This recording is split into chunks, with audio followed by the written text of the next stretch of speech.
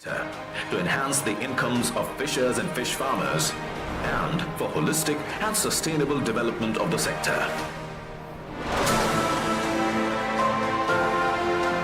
Keeping the welfare of fishers and fish farmers at the core, the Government of India created a separate Department of Fisheries in February 2019, followed by the creation of to enhance the incomes of fishers and fish farmers, husbandry and dairying for holistic and sustainable development of the sector.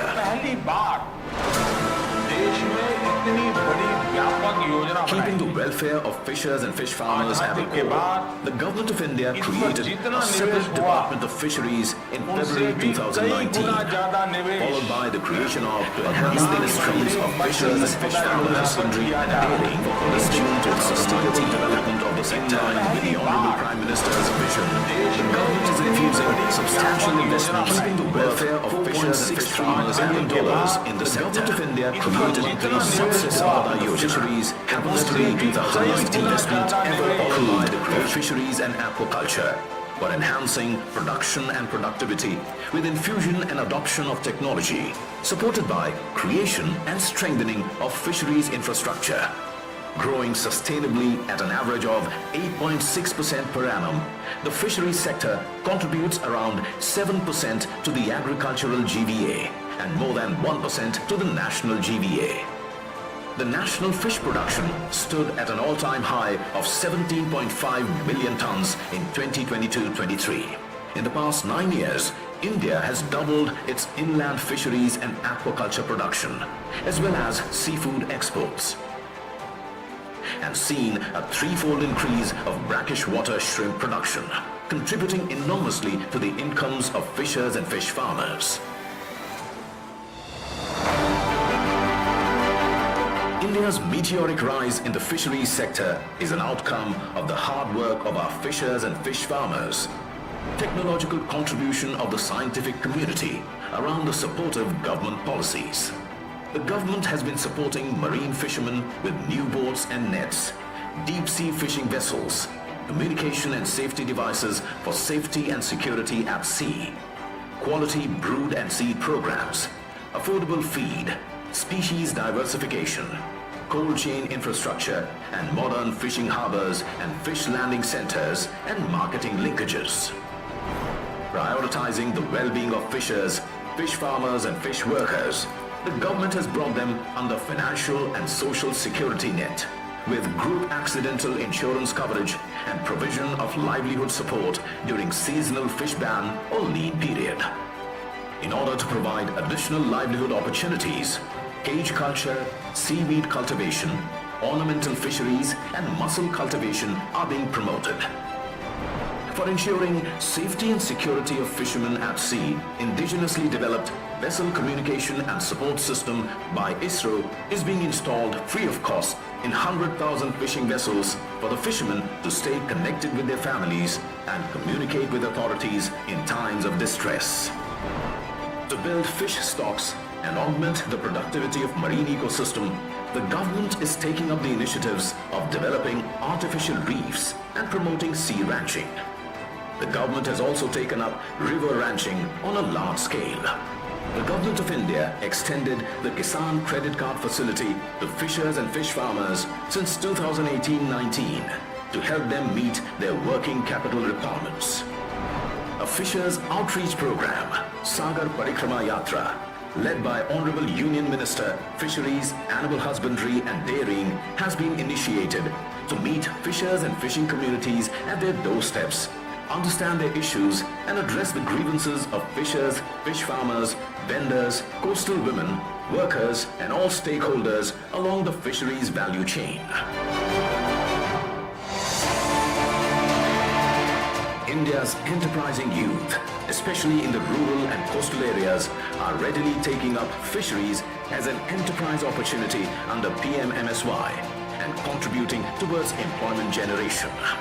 A strong fisheries startup ecosystem and incubators are encouraging entrepreneurs via competitive events like the Fisheries Startup Grand Challenge.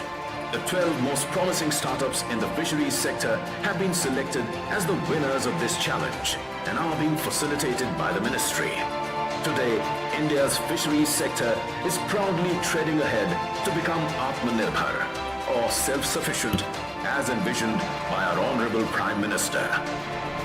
While the fisheries sector is poised for higher growth, there are various challenges due to climate change, endangering fisheries resources and biodiversity.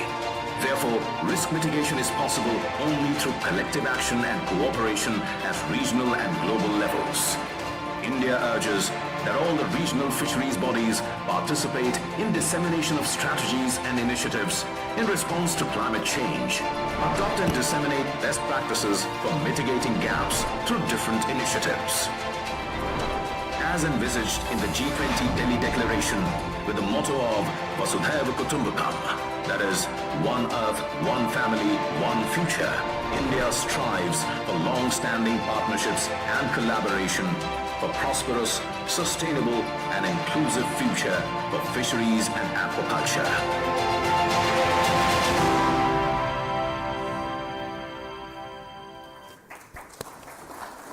धन्यवाद। अब मैं स्वागत करना चाहूँगी joint secretary Shri सागर Mehra sir जी का, Indian fisheries, department of fisheries, कि वो हम सबको इंश्योरेंस सेक्टर में हो रही गतिविधियों के बारे में, चैलेंजेस, अपॉर्चुनिटीज के बारे में अवगत कराएं। श्री सागर Mehra sir.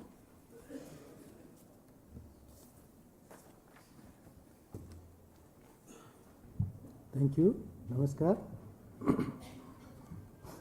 Honorable Union Minister for Fisheries, Animal Husbandry and Dairying, Shri Purushottam Rupala ji, respected Union Secretary for Fisheries, Dr. Abhilaks Likhi ji, my esteemed colleagues, Mrs. Neetu Prasad ji, Dr. J.K. Jaina, Deputy Director General Fisheries ICR, Dr. Murthy, Chief Executive NFDB, Secretaries, Commissioners, Directors, those who have joined us physically from states, union territories, representatives from various states who have joined us, fishers, fish farmers, IRDA representatives, those who have joined us virtually, insurance companies, insurers, banks, startups, industry captains, colleagues from NFDB and Department of Fisheries. And before I forget, Madam Suchitra Upare, Coordinator, Small Scale Fisheries Network of FAO. I welcome all of you in today's conference on fisheries and aquaculture insurance scenario in the country. So the structure of my presentation would be like that. Firstly, I'll discuss the status, that what are the schemes and programs we have on the side of risk management at individual level, at crop level, as assets level, and then what are the challenges we are having at hand, and what are the way forward and prospectus to take this forward. Next slide. Next slide. I believe the last video which was displayed. Okay. अभी आपने जो video देखा उसमें पिछले 10 साल में Indian fisheries sector की उपलब्धियों के बारे में विस्तार से बताया गया। तो मेरी स्लाइड में मैं आपको 3 चीज़ें खाली बताऊंगा। We are the third largest fish producing country in the world, 175 lakh ton के साथ, जबकि विश्व का कुल 1820 लाख टन का उत्पादन है। और जो सेकंड बुलेट है उसको आपको जानकर बड़ी खुशी होगी कि ओवरऑल हमारे नेशनल ग्रॉस वैल्यू एड में पिछले 10 साल में 86% वृद्धि हुई, जबकि हमारी फिशरीज कंट्रीब्यूशन इन जीवीए में लगभग 147% की वृद्धि हुई। और उसी प्रकार एग्रीकल्चर का जो कंट्रीब्यूशन था जीवीए में वो खाली 94% का था। तो fisheries and aquaculture is one of the sector which is growing at the fastest rate. और इसी प्रकार पिछले 10 साल में 2014-15 में जिस प्रकार हमारी export, sea food exports 33,441 crore के थे, वो बढ़कर लगभग 64,000 करोड़ के हो गए, which is 90% increase in our export in last 10 years. And the most important thing is that more than 3 crore people are dependent on the fisheries and aquaculture for their livelihood. And apart from this, लाखों करोड़ों लोग हमारे fisheries के value chain में लगे हुए हैं। The most important thing is the Major actors in our fisheries and aquaculture, they belong to small scale and marginal farmers and artisanal fishers who are playing an important role in our economy, especially the rural economy. Next slide, please. हमारे fishermen, when they go out for fishing, चाहे वो नदी हो, चाहे वो सागर हो, they face various types of risks like natural disaster, intricate waterways, and the traffic on sea, uncertainty of catch, loss of gear and their nets. Similarly, जो हमारे fish farmer हैं, they also face risk of disease outbreak, extreme weather conditions, कभी price fluctuate हो गए, कभी market volatile है. So they are subject to so many risks. To address these risks, to save them from financial losses, to provide them stability, to provide them a better risk management, it is necessary that there should be good well thought risk management and insurance policies and products in place so that the livelihood of our more than 3 crore people, those who are associated with fisheries and aquaculture, their livelihood, they are sustainable and they are resilient to the risks. इन सब को address करने के लिए भारत सरकार की ओर से लगभग 90 के दशक से group accident insurance scheme for active fisherman चलाई जा रही है और इसको आगे बढ़ाते हुए जब 2015 में blue revolution CSS central sector scheme को लाया गया, उस समय इस कंपोनेंट को national scheme of welfare of fisherman को ब्लू रेवोल्यूशन में शामिल किया गया और पूरे 5 वर्ष की अवधि तक मार्च 2020 तक इसको कार्यान्वित किया गया और इसके सफल परिणामों को आगे ले जाने के लिए ग्रुप एक्सीडेंट इंश्योरेंस स्कीम को प्रधानमंत्री मत्स्य संपदा योजना में शामिल किया गया एक रेगुलर कंपोनेंट और लाइन एक्टिविटी के रूप में, which provides insurance coverage up to 5 lakh in case of death or permanent disability, and if it is partial disability 2.5 lakh 2.5 lakh रुपए का बीमा है, and if there is accidental hospitalization तो 25,000 रुपए का बीमा इसमें दिया जाता है. इंश्योरेंस जो हमारे दूसरे एसेट्स हैं when we go out in the sea, that is fishing vessels, उसको भी इंश्योरेंस कवरेज प्रदान करने के लिए प्रधानमंत्री मत्स्य संपदा योजना में प्रावधान किया गया है. और जो हमारी इम्प्लीमेंटिंग एजेंसी है NFDB ने कई प्रयास किए हैं पिछले 2 साल में कि एक सफल हम टेंडर कर पाएँ और पॉलिसी दे पाएँ, लेकिन अभी तक हम सफल नहीं हुए, लेकिन प्रयास जारी है. मुझे लगता है कि इस साल या अगले साल के प्रारंभ तक इस पॉलिसी को भी हम रोल आउट कर पाएंगे. Next slide. अगर ग्रुप एक्सीडेंट इंश्योरेंस स्कीम की परफॉर्मेंस को हम देखें, 2021 में हमने जो पहली बार इंश्योरेंस दिया वो लगभग 29 लाख कुछ से अधिक मछुआरों के लिए था, जो बढ़कर चालू वर्ष में 34,15,000 से अधिक हो गया है. और इस PMMSY के तहत हम सरकार की तरफ से इस सभी 34 लाख लोगों के लिए बीमा प्रीमियम के तौर पर 32 करोड़ की राशि उपलब्ध करवाई गई है. और अभी तक कुल जब से PMMSY मार्च 2020 में लॉन्च की गई, अब तक 631 क्लेम जिनके अगेंस्ट 31 करोड़ से अधिक की राशि सेटलमेंट के रूप में मछुआरों को उपलब्ध करवाई गई है. यदि एक्वाकल्चर इंश्योरेंस की बात करें तो उसमें NFDB ने to promote insurance coverage in aquaculture for towards saving the loss incurred due to adverse climatic conditions, एक पायलट स्कीम को लॉन्च किया. Aqua crop insurance is being implemented by in association with oriental insurance and इसके तहत 5 states को शामिल किया गया है, उड़ीसा, आसाम, मध्य प्रदेश, गोवा, कर्नाटका, पुदुचेरी. और इसके तहत अभी तक 615 हेक्टेयर फिश क्रॉप के लिए और 414 हेक्टेयर श्रिम्प क्रॉप को इसको कवर किया गया है. और 55 लाख से अधिक की राशि इन राज्यों को प्रीमियम सबवेंशन के रूप में उपलब्ध करवाई गई है. हालांकि यह पायलट प्रोजेक्ट है और जितने भी राज्य उपस्थित हैं सभी से मेरा अनुरोध है कि इस स्कीम को, इस पायलट को अपनाएं और इस कवरेज में इसको एक्सपेंड करें ताकि अधिक से अधिक हमारे फिश फार्मर इसका लाभ उठा पाएं. इसी प्रकार सीबा के साथ मिलकर एनएफडीबी ने एक pilot project specially for shrimp के लिए लॉन्च किया गया है. This is for exclusively for shrimp crop और सीबा ने ही इसको डिवाइस किया है अपनी तकनीकी सहायता के साथ और ओरिएंटल इंश्योरेंस कंपनी के साथ मिलके वो इसका पायलट कर रहे हैं. और अभी तक तमिलनाडु, आंध्र प्रदेश और गुजरात में 800 हेक्टेयर से अधिक की भूमि पर जो श्रिम्प की खेती है उसके लिए इस पायलट के तहत इनको कवर किया गया है. इसके अलावा to expand to make people understand the benefits, CIBA एक आउटरीच प्रोग्राम भी कर रही है जिसके तहत एनएफडीबी ने उनको 13 लाख 13.5 लाख की राशि उपलब्ध करवाई है ताकि सभी किसानों के बीच में बीमा अपनाने के फ़ायदों के बारे में उनको बताया जाए और वो उसको अडॉप्ट कर पाएँ. Next slide. अगर हम हमारे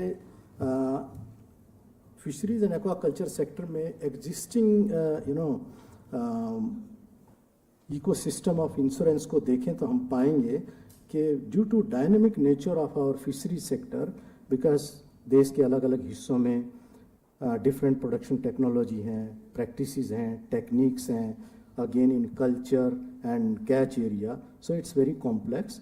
और जो इंश्योरर हैं उनके लिए असेस करना and to devise the products for management of risks is not an easy task. And again, the fisheries insurance penetration as compared to livestock sector and crop sector is quite low. It is because of there is no customized coverage of risks involved in fisheries. Again, the issue of high premium rate, which is out of the reach of maximum of our small and marginal fishers and fish farmers. Again, the process of settlement, the process of filing the claim, etc.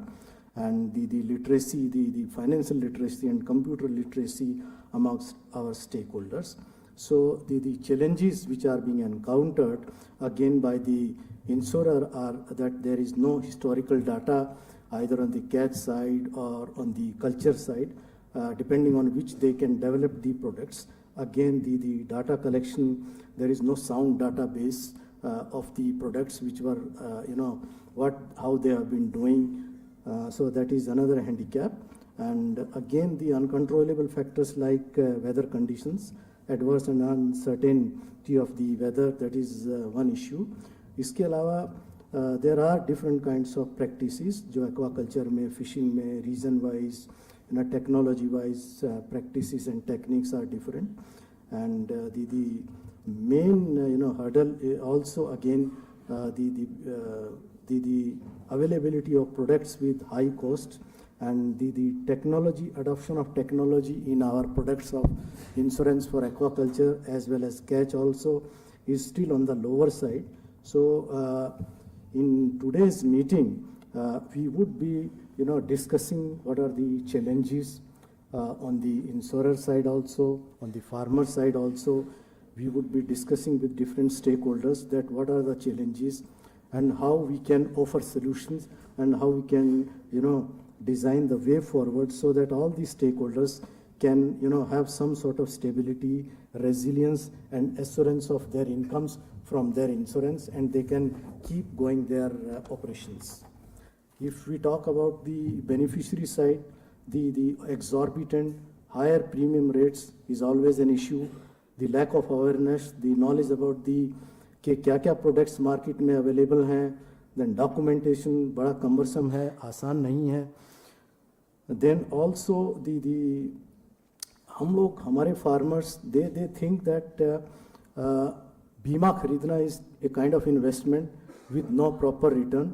So we need to convince them that it is not an investment as such, it is a risk mitigation instrument and ultimately उन्हीं को फ़ायदा होने वाला है.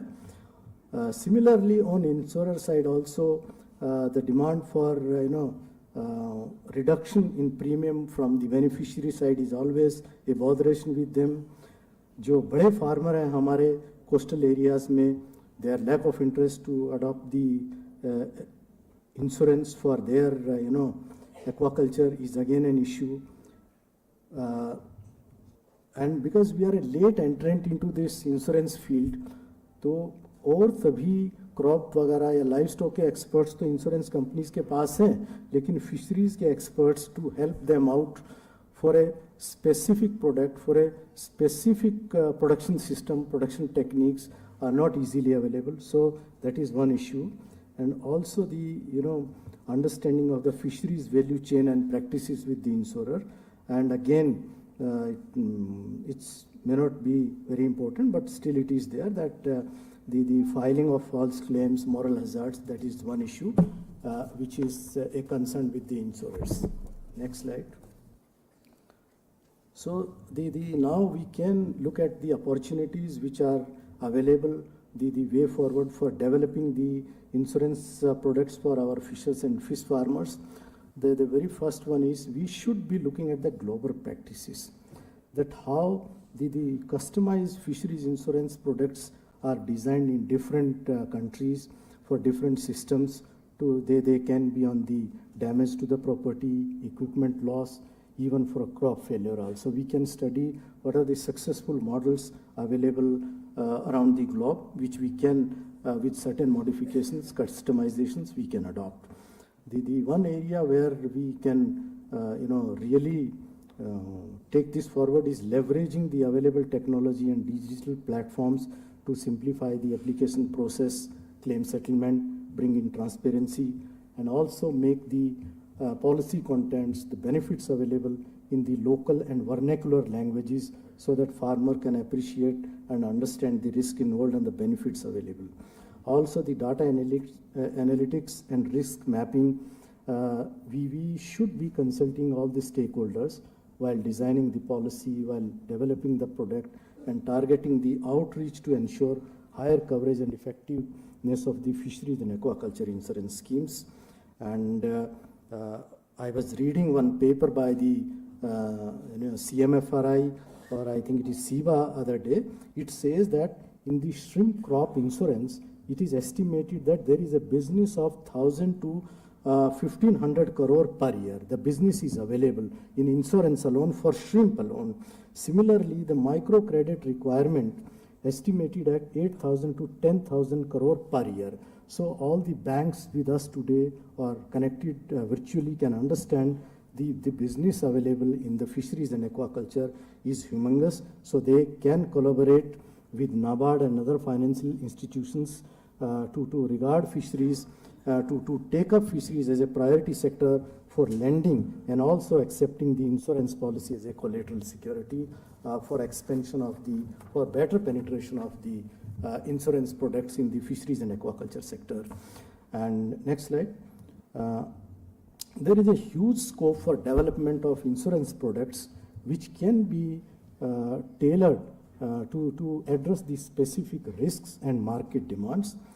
Innovative models can be on parametric insurances, the insurance against a type of event and not the final losses as is done in the traditional indemnity policy. So it can be baad aayi, cyclone aaya, to address that particular event. It can be a product which farmers or fishers can adopt easily. Similarly, micro insurance products with flexible payment options to potentially increase the affordability with our small and marginal farmers. Bundling disaster risk insurance package with the existing microcredit schemes.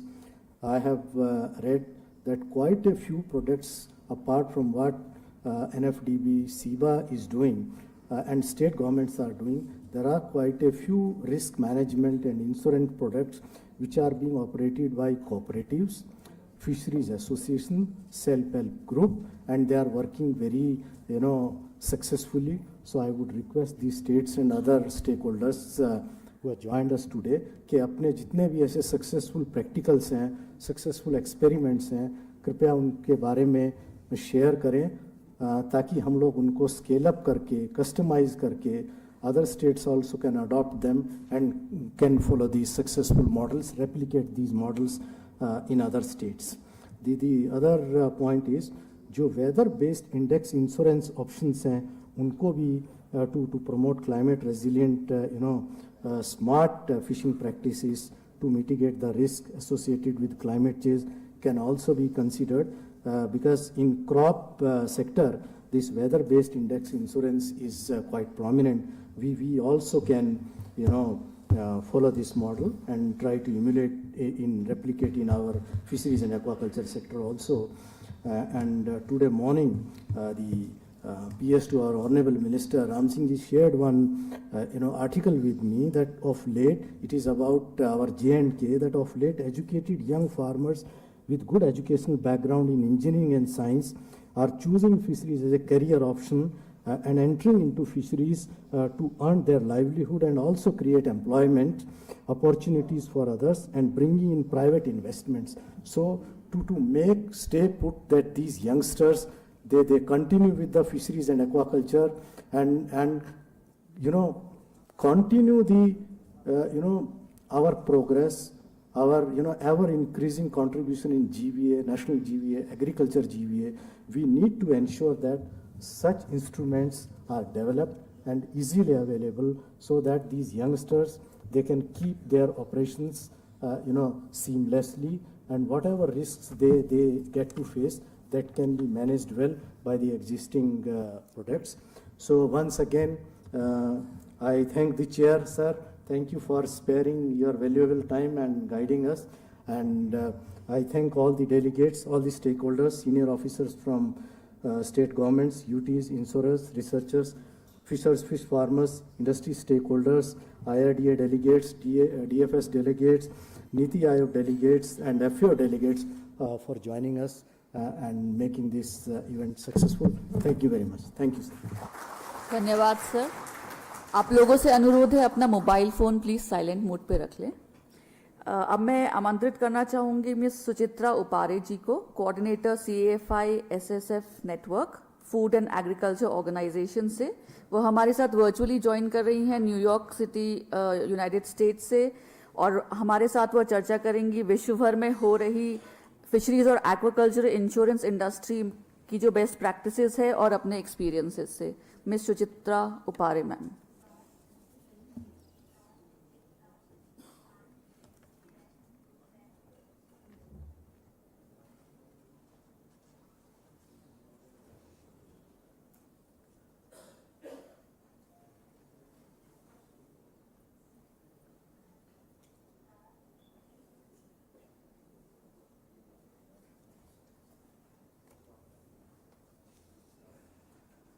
Ma'am आप हमको सुन पा रहे हैं? Ma'am आप हमको सुन पा रहे हैं? आपकी आवाज़ नहीं आ रही है हमको. प्रेजेंटेशन दिख रहा है लेकिन आवाज़ नहीं आ रही है. आप दोबारा ट्राई करेंगे? मैम आवाज़ आ रही है लेकिन बहुत धीमी आ रही है. थोड़ा सा तेज़ बोलेंगे? वॉल्यूम इंक्रीज कर सकते हैं इधर से?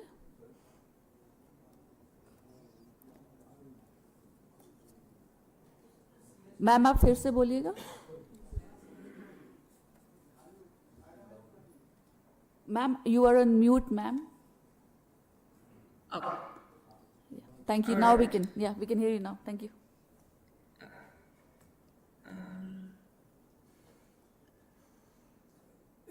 Okay. Hello and good afternoon to all.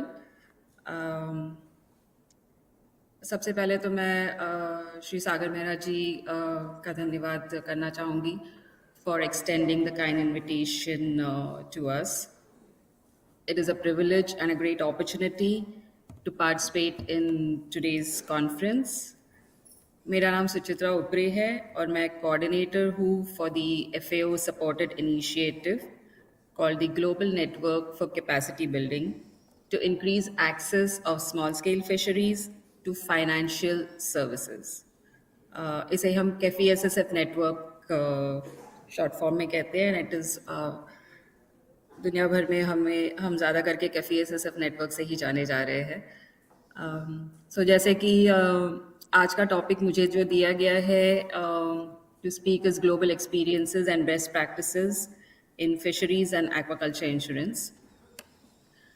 तो सबसे पहले I would like to say that the aquatic food production systems that are supported both by capture fisheries and aquaculture production, both from the marine and inland freshwater ecosystems, So worldwide, the production at present stands at 178 million tons, of which 90 million tons is contributed by capture fisheries, while 88 million tons is of the catch comes from the aquaculture production. At the same time, I would also like to draw your attention to the revenues generated by the total first sale value, which stands at US dollars 424 billion, of which US dollar 281 billion comes from the aquaculture, while a share of US dollar 143 billion comes from the capture fisheries. And as about US dollars 77 billion is totally contributed by the small scale fisheries sector. So as Sagar Mehra ji was saying, that small scale fisheries is certainly one of the important components, and given the fact that Asia constitutes about over 84% of the fisheries production to the global production, of which 90% of the fishers who are in Asia are mainly small scale fishers. So that generates all the more responsibility as well as ownership for regions and countries to ensure how risk mitigation can be done and safety nets can be provided, particularly for the fisheries and aquaculture sector related with small scale fisheries. Coming to the fact that I will quickly jump on to the fact that overall there are 600 million livelihoods that are directly, indirectly, and occasionally dependent on this sector. And to give you an overview of the insurance context, I would like to share a few facts that the global insurance growth rate that has been forecasted for the year 2024 currently stands at 2.3%, and the global non-life insurance premium growth rate is expected at 1.8%. Coming to the global aquaculture insurance market, that has been estimated at and has generated business of about US dollar 191.3 billion worldwide. But the marine insurance from which constitutes only about 1% of the total non-life insurance premiums. So there's a lot of data discrepancy, and a lot of data is not yet covered also. A lot of insurance companies also do not provide the information, particularly for this sector. Um, Further, as I was just talking about, that Asia is also one of the fastest growing markets in terms of the gross written premium growths, with a growth potential specifically in the liability and agriculture and allied business lines. And China and Japan are one of the largest insurance markets in the world.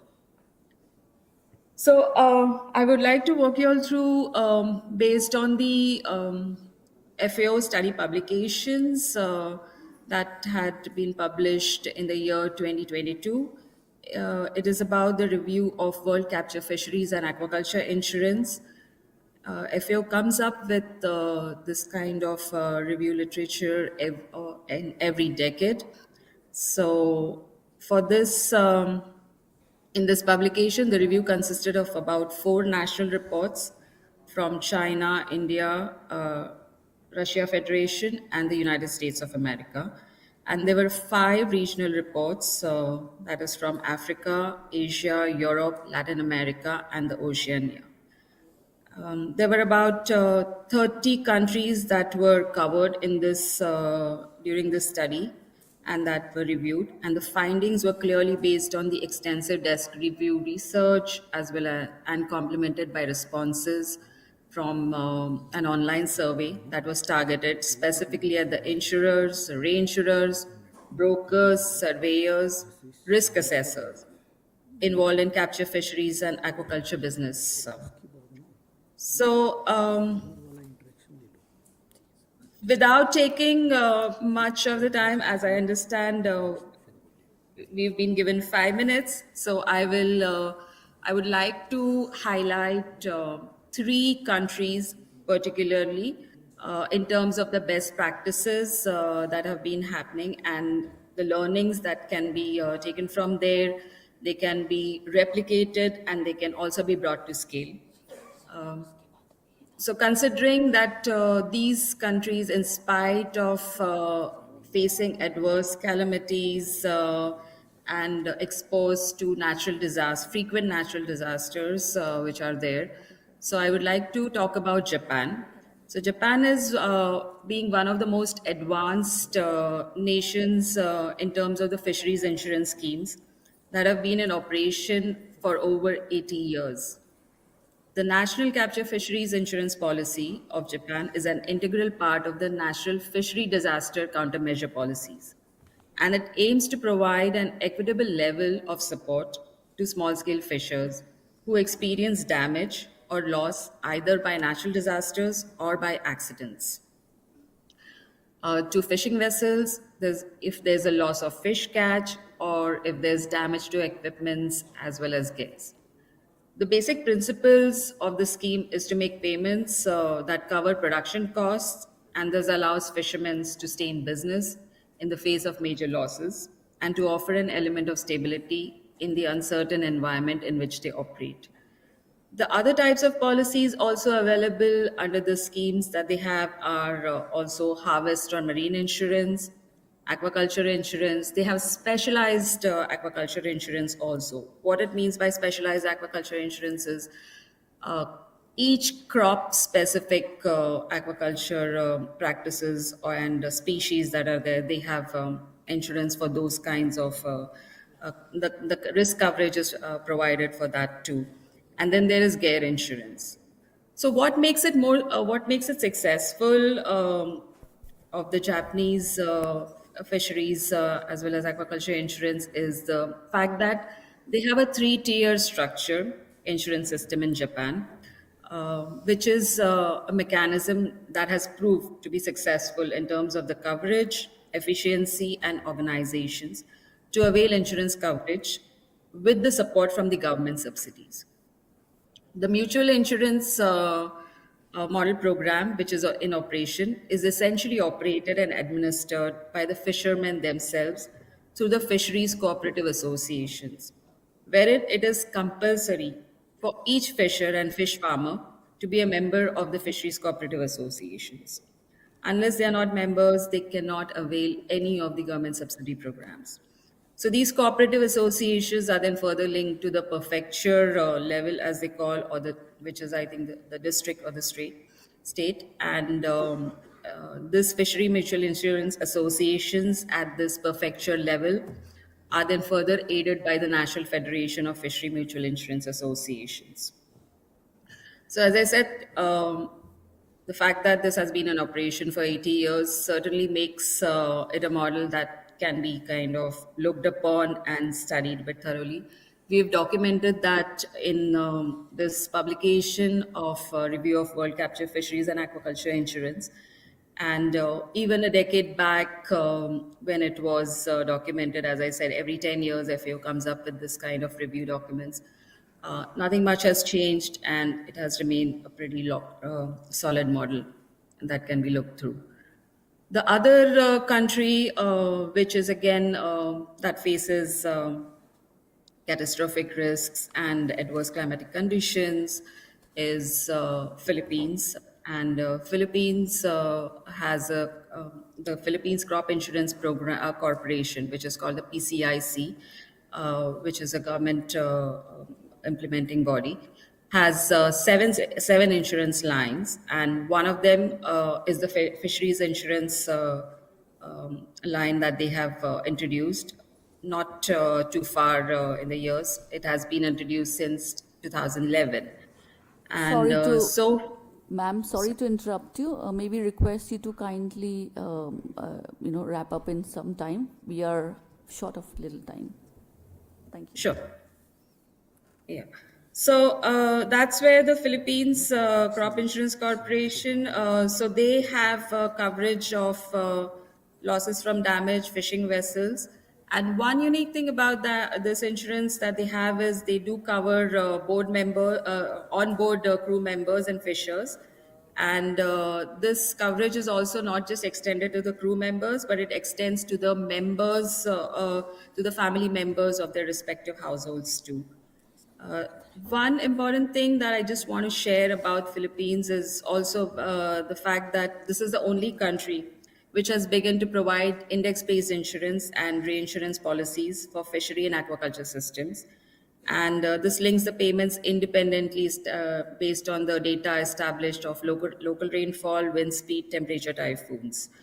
And so coming to the next country that I want to highlight is Indonesia, where Indonesian government in 2016 has introduced a law on protection and empowerment of fishermen, fish farmers, and salt farmers. So as Mr. Sagar Mehraji was also saying, they are late entrants, but it's not so late. A lot of countries in Asia have begun, and it's never too late, as they say. So I think this is one of the reasons I chose some of these examples that can be looked into. And in Indonesia, again, it is mandatory for the central and local governments to provide these benefits and insurance covers and livelihood protections, particularly for climate change and natural disasters. One unique thing about and a very good thing that can be looked into in the Indonesian model is currently the insurance program is implemented through a form of synergy between the Ministry of Maritime Affairs and Fisheries, the Financial Services Authority, that's the OJK, and the Indonesian General Insurance Association, and along with the main implementing agency, which is PT Asuransi Jasa of Indonesia, that has a consortium. It has got into a consortium with 12 other insurance companies to distribute the insurance services, and particularly micro insurance services in Indonesia. Again, as the microinsurance is a very prominent, so Philippines also is one of the I would say, pioneers and leaders in provision of microinsurance services. And it is certainly a model for microinsurance services in Asia to cover large populations. A quick thing about a few recommendations which we want to provide to the policymakers is recognize insurance as an integral part of the development and management of the fisheries and aquaculture industry. In many countries, subsidy programs are common practices with agriculture sector, so similar things can be brought into to increase the uptake of insurance services, both in fisheries and aquaculture segment. Japan and USA are two of the nations that have successfully implemented this kind of models. Public-private partnership is another thing that can be looked into to promote establishment of, to provide reinsurance services as well as premium subsidy programs, awareness campaigns. We have recommendations. I have 4 to 5 points for insurance companies. That is to look into innovative insurance schemes that target particularly small scale fishers and fish farmers, delivery models that are available across various regions. So we'll be happy to kind of introduce and support them to find out. Also, provisions of insurance through fish feed suppliers, parametric insurance. I think there's going to be a talk on that, and looking into facilitating premium reductions by applying best management practices. Where when I say best management practices in insurance is instead of providing relief, there can be relief measures. It can be risk mitigation measures and prevention kind of best practices which are in operation in China, as there's not much time, but maybe but that's a model that can be looked into. Alliances with fisherfolk organizations is another very important thing which insurance companies need to kind of get into to deepen their services, because that also benefits the insurers in terms of risk assessment, reduction of transaction costs, overall cost-effective management of policies. Last, but one more point which I want to mention is about the establishment of linkages between microfinance and credit institutions, given the fact that India is a leader in microfinance, it's a global leader in microfinance. So certainly, I think that is something that can be clearly leveraged. And it is critical for insurers and insurance companies to make sure that there's a diversification of their portfolios, insurance portfolios. What it means is, in terms of developing species specific risk covers as well as culture systems risk covers, which needs to be understood by their underwriters. And in terms of, I would like to say, insurers also need to look at all risk covers instead of just named perils. And last but not the least, there needs to be special insurance products, particularly for women workers and entrepreneurs, because according to the recent report of the Eliminating Hidden Harvest, 50% of the contribution, particularly in the post-harvest sector, is through the women, and about 45 million women worldwide are engaged in post-harvest activities. So, considering this predominance of theirs in both in the fish value chain activities, so provision of credit support through microfinance and by organizing the SHGs has certainly increased within the country, and this is a great opportunity to for these women to also engage in various aquaculture, mariculture, marketing, processing, and distribution activities. So that's another aspect that needs to look into. So, thank you. And sorry if I've exceeded the time, and I wish you all the success. Thank you so much, ma'am, for the inputs and the insights. अब मैं अनुरोध करना चाहूँगी हमारे मंत्री महोदय से कि वो हमारे एक्वाकल्चर क्रॉप इंश्योरेंस के बेनिफिशरीज जहाँ पे आए हैं उनसे इंटरैक्ट करें. पहले मैं बुलाना चाहूँगी मिस्टर भारनी जी को, जो विलुपुरम तमिलनाडु से है. हमारे पास थोड़ा समय का अभाव है, इसलिए कृपया अपनी बात 1 मिनट के अंदर बताएं सर को. Thank you. Hello everybody. Hello everybody. My name is Bharani. I run a shrimp farming business in Marakanam, Viluppuram district in Tamil Nadu. Last year I had taken a couple of shrimp policies from Oriental Insurance Company, and it was very helpful. We appreciate such a product. In fact, like, we were looking for such a product for quite some time, because you know that like shrimp culture is an expensive operation, and a lot of time and effort goes into running a crop, with a lot of labor and effort put into it. We were looking for such a product in the market, and it was a great boon for us to get in touch with those brokers, and they helped us a lot. People from Oriental Insurance was very supportive in their operations, and also we got the technical support needed from SIBA from Chennai. They were also very helpful, and our brokers, Allianz Insurance Brokers, so they were the key parties. Our experience was very helpful, because we didn't have to have any claim as such, because the crop was very successful. But what we foresee is that it gives us confidence to scale our operations. Suppose we do for 6 or 10 ponds, we can scale up to how many ever ponds, because insurance gives us the confidence, also gives confidence to other vendors working with us, so that there is an insurance protection if something goes wrong. And additionally, yeah, this was our experience, so interesting. So. धन्यवाद. अब मैं बुलाना चाहूँगी mister Prasanna sir को, जो कि विलुपुरम तमिलनाडु से हैं. कृपया अपनी बात कहें 1 मिनट के अंदर. Yeah, good afternoon everybody. My name is Prasanna. So along with Barney, a farmer, who had आपकी आवाज़ नहीं आ रही है. Yeah, sorry. I had also taken insurance, along with Barney.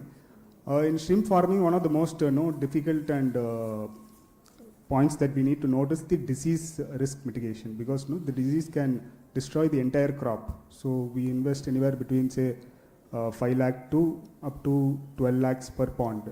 And what happens is, if there is a disease that occurs at the 90th or say any day after that, we lose the entire crop. So close to 10 lakhs loss happens. So we had contacted SIBA, and they had introduced us to Oriental, and we had taken the insurance. As Barney had mentioned, we had a good crop this time.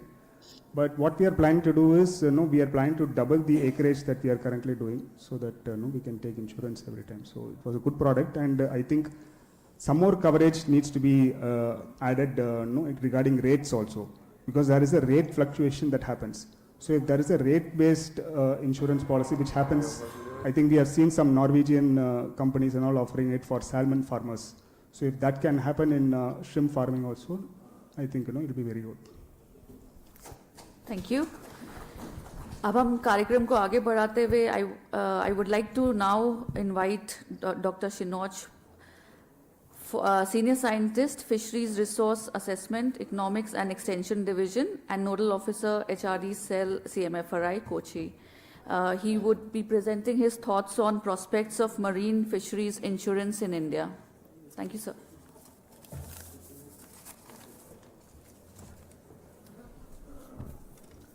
Thank you. Good evening, all.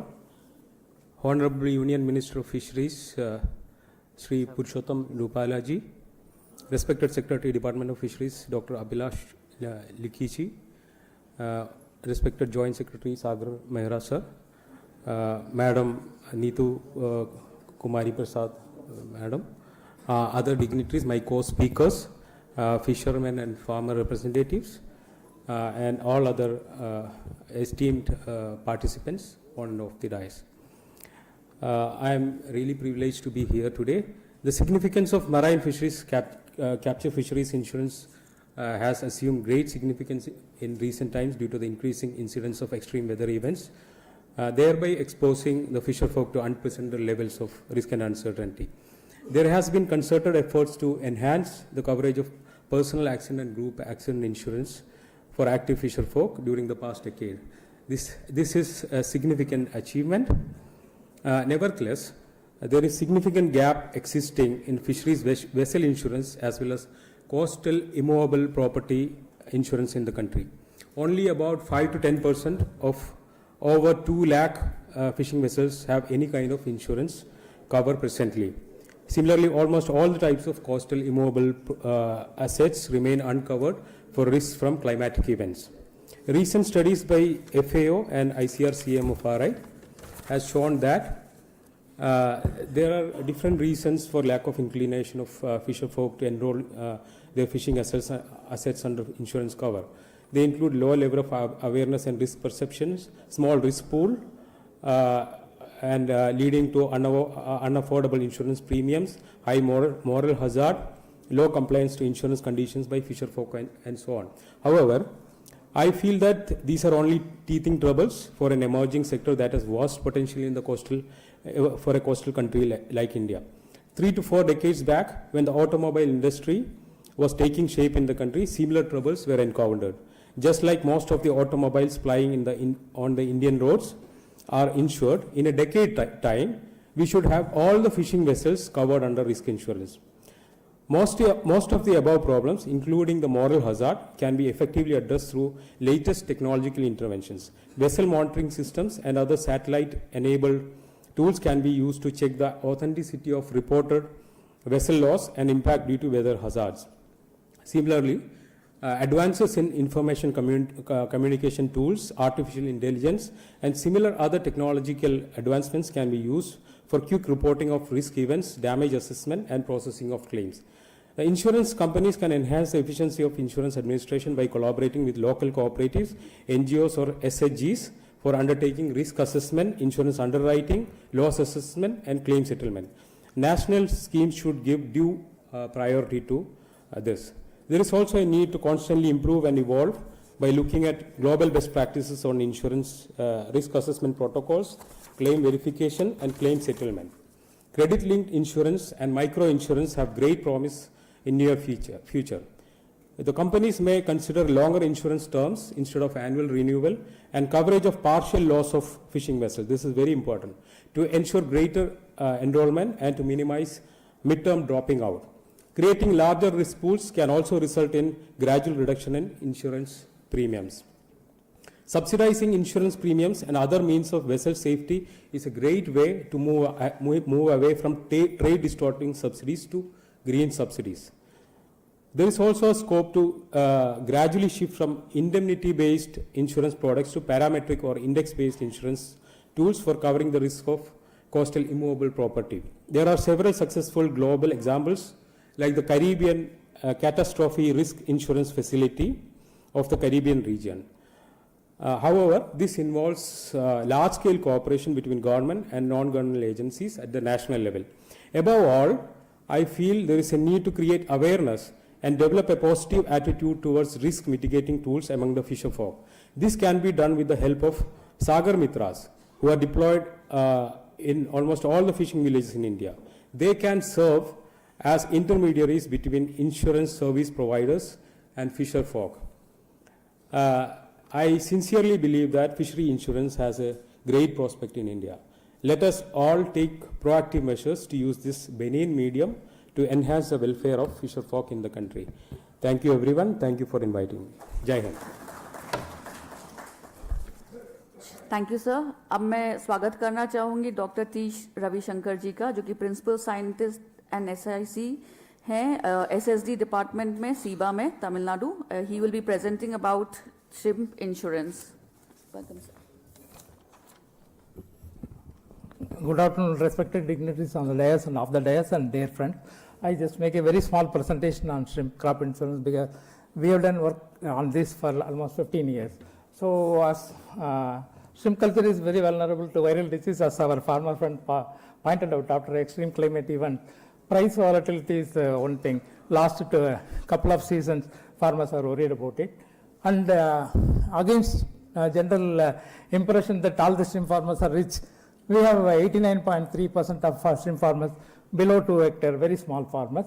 And the crop insurance is very much essential to help them to break the debt trap. Because one crop fails, he has to repay the loans taken and raise capital for next crop. Here insurance will play a very vital role. Next please. Next please.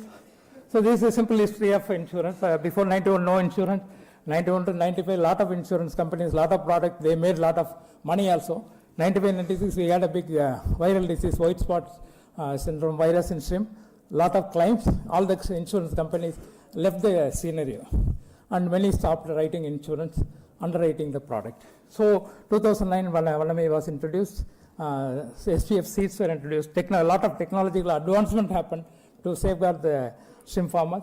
So 2022, we came out with a product with the Oriental, first product with disease cover across the globe probably, except Equator where insurance is done wholly by government with Sucor Insurance Corporation, and China where mutual insurance, as our earlier speaker was explaining, mutual insurance. These two are successful in shrimp aquaculture.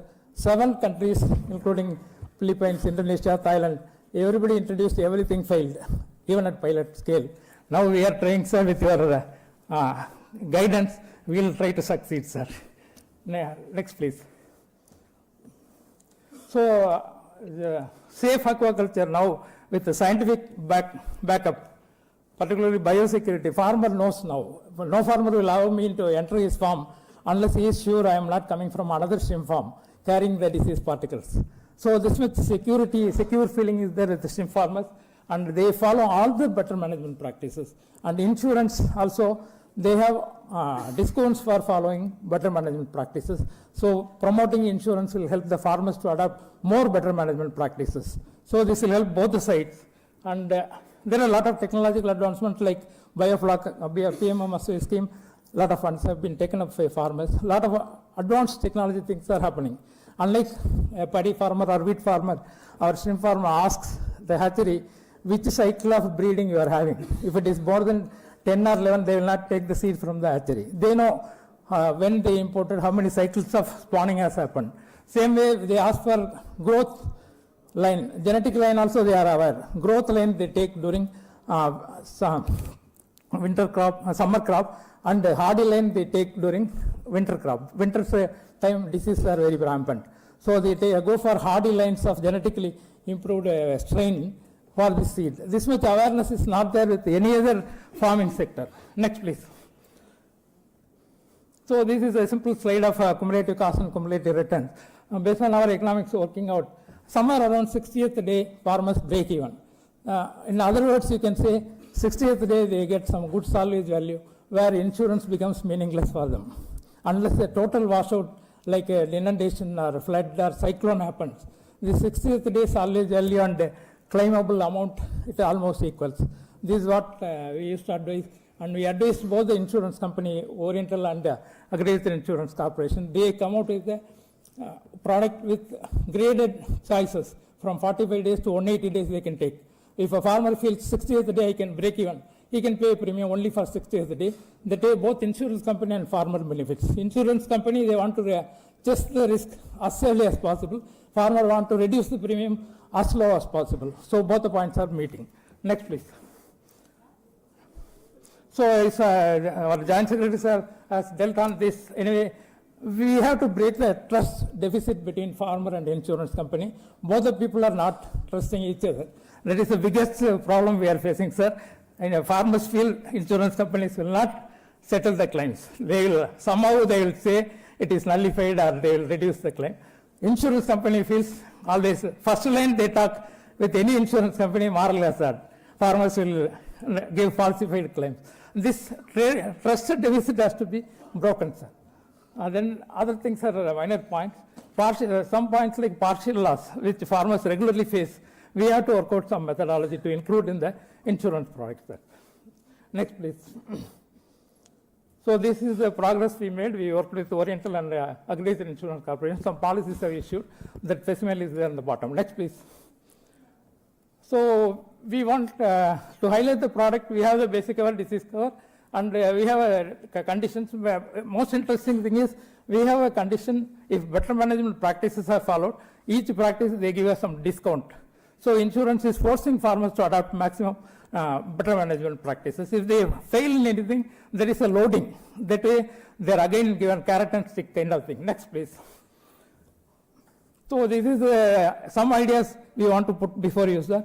Particularly insurance companies, they can reduce their overhead and expenditure by going through affinity insurance line. They, instead of covering 300 farmers, if they are able to convince one hatchery operator, he can cover the 300 hatcheries farms to whom he is supplying seeds. Same way it is feed mill, input supplier, even backward chain exporters, because exporters collect product from 300, 400 farmers and export. So this is one route by which insurance companies' interest can be sustained, their expenditures can be reduced. That is one idea, sir. Farmers associations, clusters, joint liability groups, there also we are trying to put these products, sir. Then for government side, these 2 points I just want to highlight, sir. In Pradhan Mantri Fasal Bima Yojana, they are trying cup and cap model. Cup means 80%, less than 80% claim. Insurance company shares the profit with the government, and 110% means loss is shared by the government. So this is one thing, because in fisheries, the subsidy word is not very much a likelihood, because we are exporting to a lot of countries. Our competitors will be watching our subsidy schemes. So this is another way of making the sector strong, both insurers as well as insured people, sir. Then as price volatility, our Prasanna mentioned, there is a scheme in the Ministry of Food Processing in our own country. They cover tomato, onion and potato. So this kind of some arrangement can be made. Then profit loss share model is also there. These models will not come under subsidy in any of the farms in WTO or any other thing, sir. Then we can support a national reinsurer. That is another thing, sir. Then built-in insurance for many of the schemes. Whatever subsidy scheme, anything, any program, development scheme is implemented, if there is an insurance component, insurance companies' interest towards fisheries will increase, sir. Next, please. So this is the last thing, sir. This is basically from farmer side. These are the points they wanted us to put before you, sir. They want to increase premium subsidy component. Now NFD is giving 20%, sir. At least 50% is there for a minimum of 2 or 4 crop cycles. The product will pick up. Insurance companies' interest will be just sustained. More farmers will enroll, sir. Then second thing is GST exemption, sir. Now we are paying 18% GST. If it is can be reduced, at least if it cannot be removed, if it can be reduced to 5% or so, it will benefit the farmers, sir. Because now we are giving 20% subsidy, 18% payout as a GST. So subsidy is almost nullified, sir. The last thing is because many of the shrimp farmers, they have agricultural lands also. they always compare with agriculture, because National Disaster Relief Act very clearly says for field crops, perennial crops, 30% above loss only is covered. State government gives some money to the farmers when they lose the crop or when there is a big damage to their infrastructure. If possible, if to a certain extent aquaculture is included in the national disaster relief, it will help the farmers to get some support there. And last thing is, as insurers feel, they do not have sufficient manpower, technical manpower to estimate the loss or to settle the claims. So we are offering a training in February 19 to 23. I request all the insurance people kindly nominate 1 or 2 people from your side. We will train them thoroughly in aquaculture latest technologies. What are the better management practices farmers follow? We will take them to the field also. Kindly help us to help you. Next, please. So this insurance, it is a very difficult field to break in, sir. So we need to work with all the people. We are working with MPDA, we are working with ministry, we are working with farmers. So we are there to try to link with all the missing links, sir. Thank you very much for providing this opportunity, sir. Thank you. Thank you sir. अब मैं अनुरोध करना चाहूँगी माननीय मंत्री महोदय sir से कि वो हमारे 3 बेनिफिशरीज जो GIS के बेनिफिशरीज हैं वो हमारे साथ ऑनलाइन जुड़े हुए हैं, तो हम उनके 9 में से हम 3 से पहले बात करना चाहेंगे। इसमें पहले हैं मिस बिमला देवी, जो कि दारंगा विलेज से हैं, जम्मू कश्मीर से, और वह धर्मपत्नी हैं स्वर्गीय हंसराज जी की। मैम आवाज़ आ रही है आपको? मिस बिमला जी, मैम। मिस बिमला मैम आवाज़ आ रही है आपको? नमस्ते। नमस्ते। ये बिमला जी, आपको ये इंश्योरेंस के बारे में क्या आपका अनुभव है? आपने कुछ इसके बारे में क्या आपकी राय है? क्या आप क्या कुछ बताना चाहते हैं तो बताइए। सब कुछ ठीक है आपको दिया से। वो मछली पकड़ने गए थे तो उधर ही उनके डेथ हो गई। आपने जो मदद की मेरी, तो वो बहुत धन्यवाद आपका। अच्छा, उसको एक्सीडेंट इंश्योरेंस आपको 5 लाख मिला? हाँ, गरीबी है सर, गरीबी है, बहुत गरीबी है। ये मकान न था, कुछ नहीं है, क्या है गरीबी में क्या करना हमने। नहीं, ये आपको इंश्योरेंस लेने में कोई दिक्कत कठिनाई आई क्या?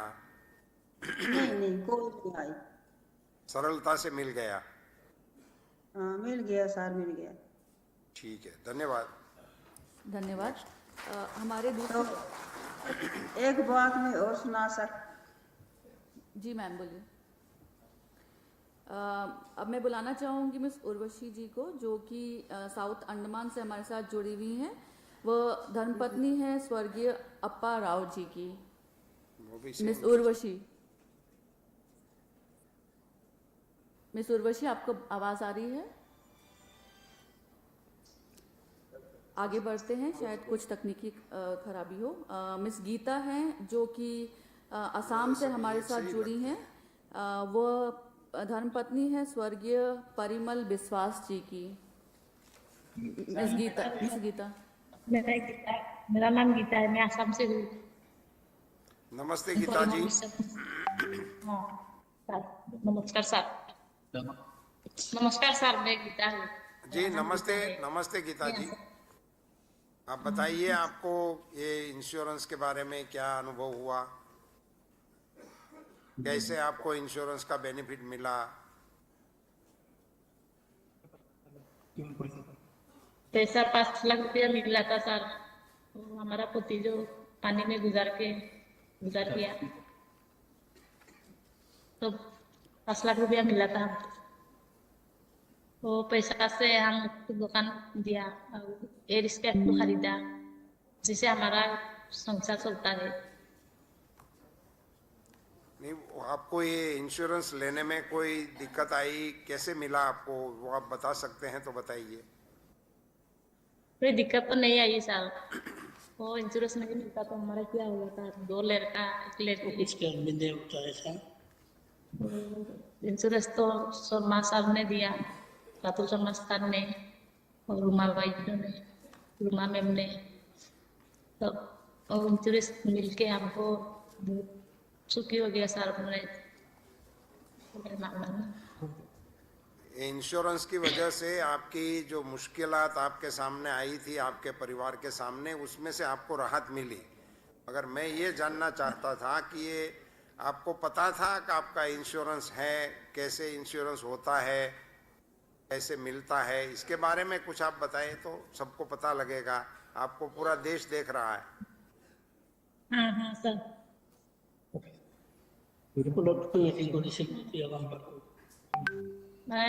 অসমৰ পৰা মানে অফিচৰ পৰা মানুহ গৈছিলে। Actually, sir, actually she has some linguistic problem. She will speak in his own language. May I translate, sir, after he speak? नहीं, उनको अपनी लैंग्वेज में बोलने दो, उनके राज्य वाले तो सुनेंगे। बोलने दो, बोलिए, अपनी भाषा में बोलिए, अहमी में बोलिए।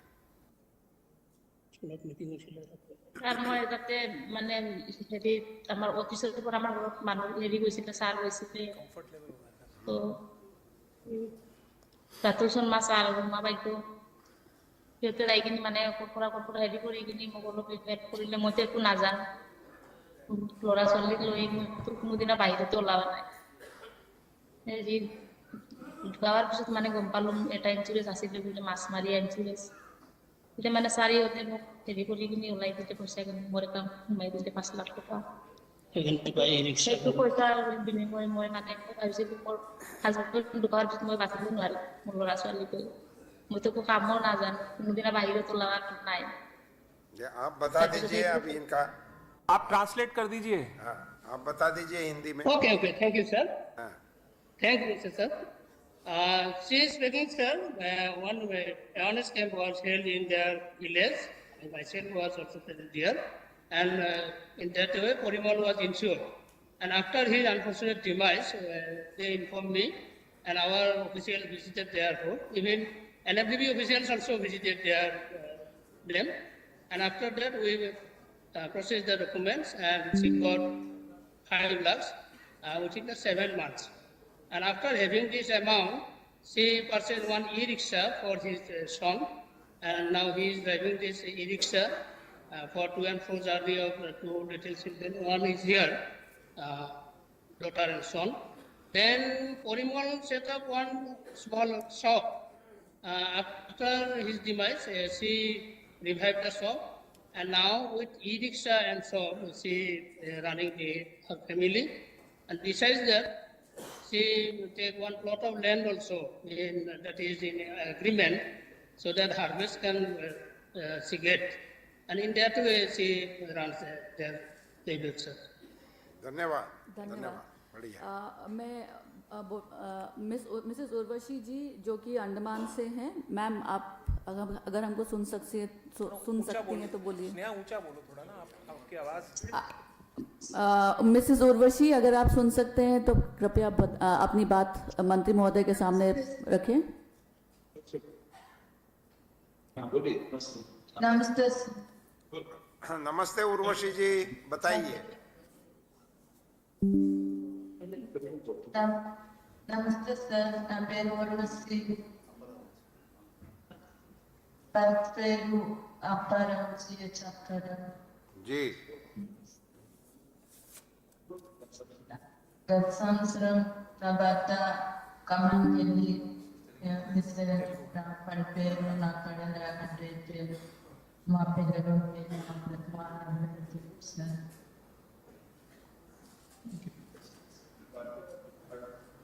साथ में कोई है जो बता सके? वो बोल रहे हैं। आप ट्रांसलेट कर दीजिए जो साथ में बैठे हैं।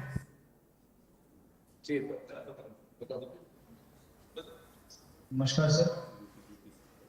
उर्वशी जी कह रही है कि उनके जो लेट हस्बैंड CH पर उनका जो देहांत हो गया था पिछले वर्ष के आसपास। वो फिशिंग में गए थे एंड कुछ हालात चलते जो है आदमी जिस पर्सन का देहांत हो गया उसके बाद वो उनकी बेहतर प्रॉब्लम्स काफ़ी भी बढ़ गए, ठीक है।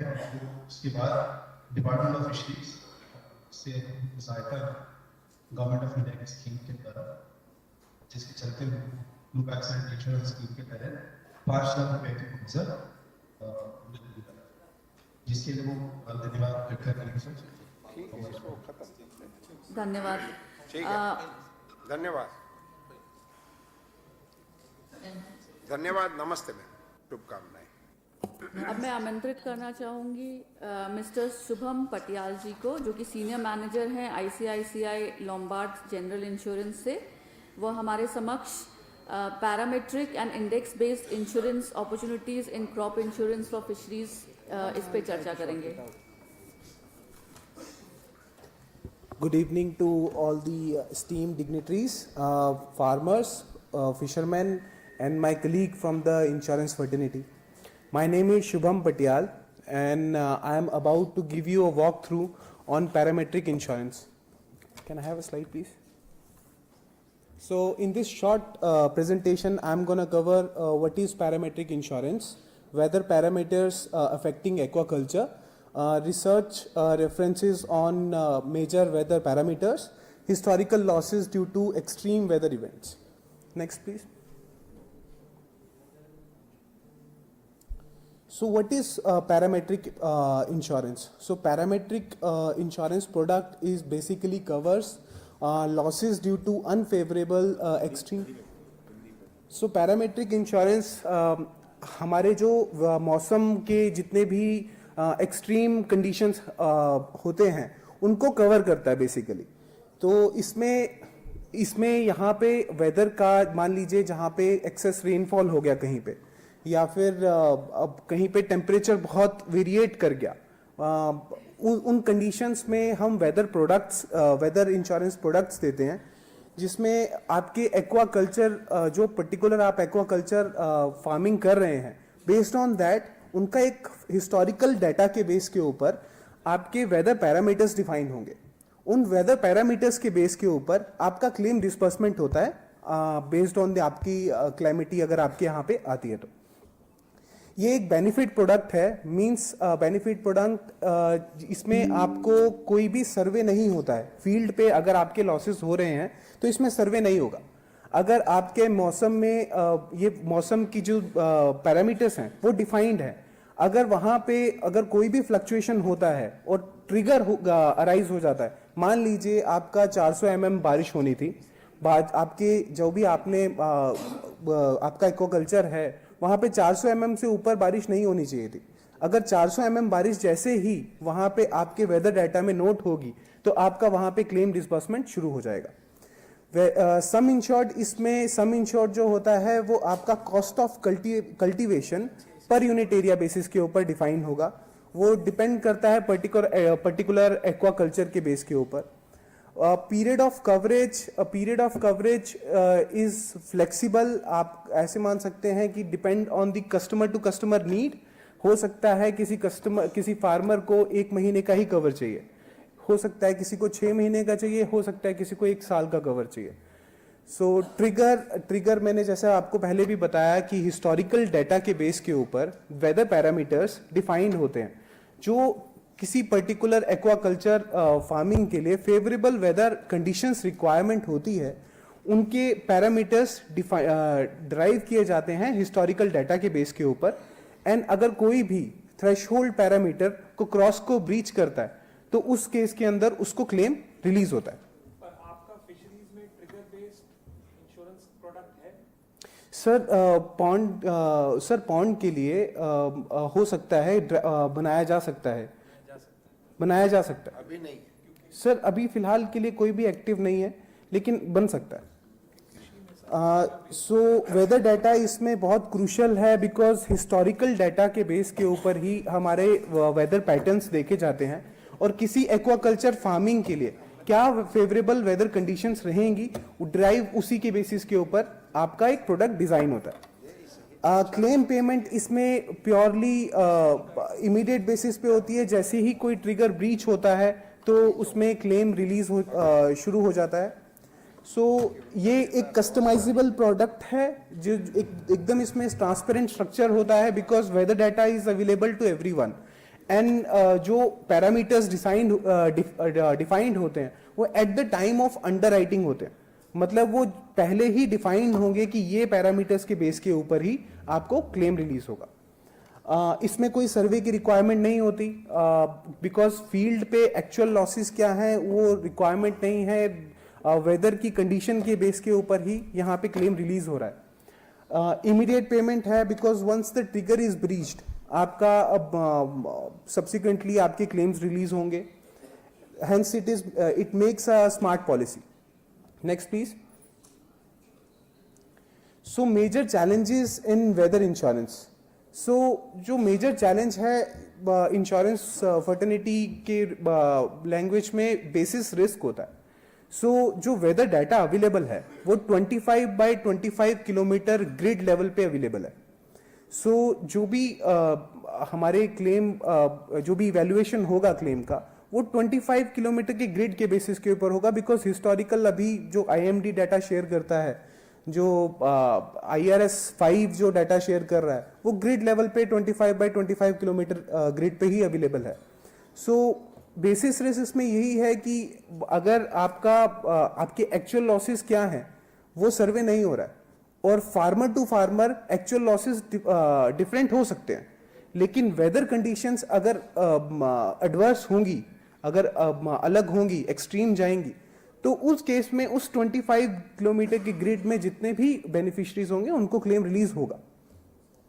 Weather data, historical data 15 to 20 years का सभी लोकेशंस के लिए अवेलेबल नहीं है, बट IMD अभी ग्रिड लेवल का डाटा प्रोवाइड कर रहा है तो it can be a beneficial weather data.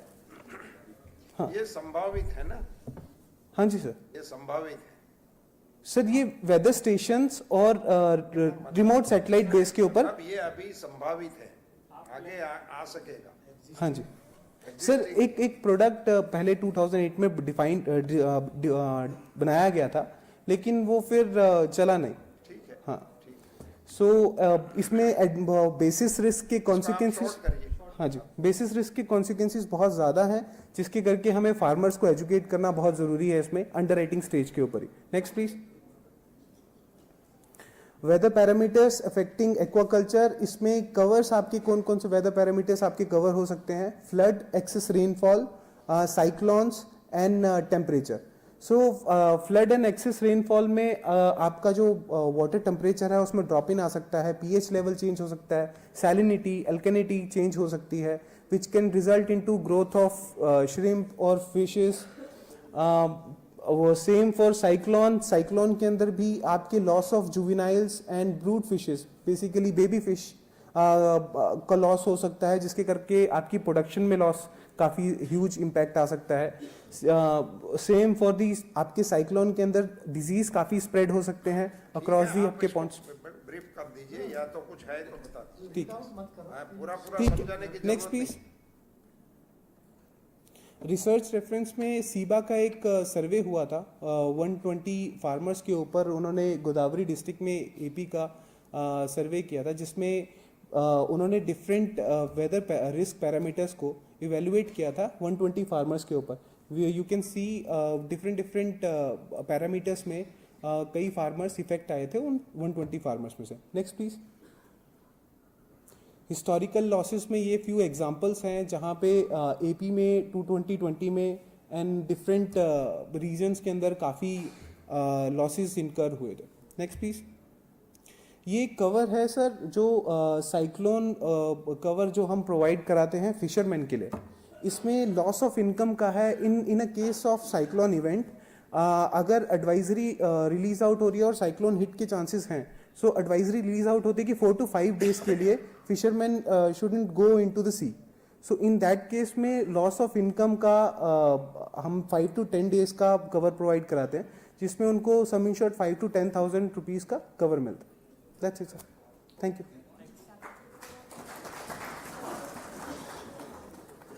Thank you sir. अब मैं आमंत्रित करना चाहूँगी मिस मीरा पार्थ सारथी जी को, जो कि जनरल मैनेजर है oriental insurance company new Delhi में, और वो हमें management risk mitigation through insurance in fisheries के बारे में बताएंगे। अब मैम है नहीं अभी? अच्छा,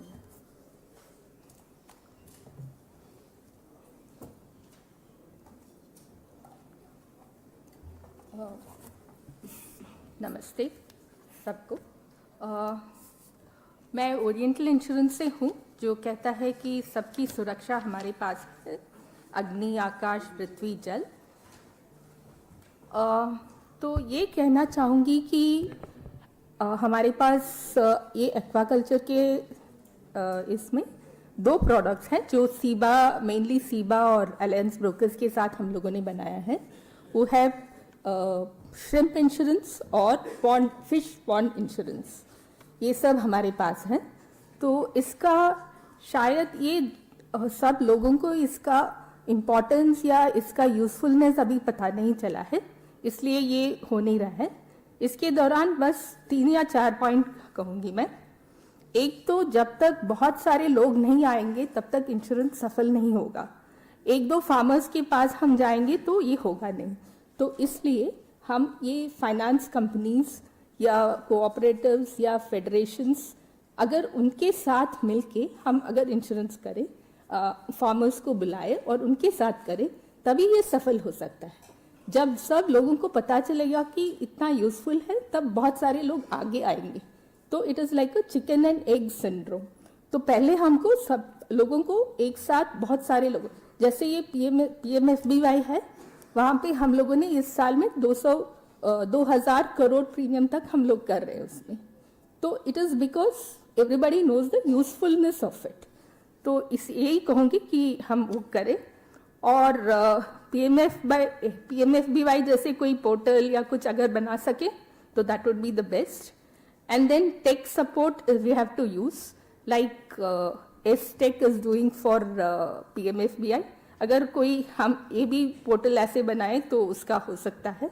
और सारे we can sit with organizations, technical organizations like SIBA and other people and come out with standardized documents and standardized। तो लोगों को बिल्कुल परेशानी नहीं होगी कि क्लेम कैसे दर्ज करें और कैसे लें। तो अगर ये 3-4 चीज हम कर सके तो this will be a success. Unless we do that, it cannot really go forward. Thank you.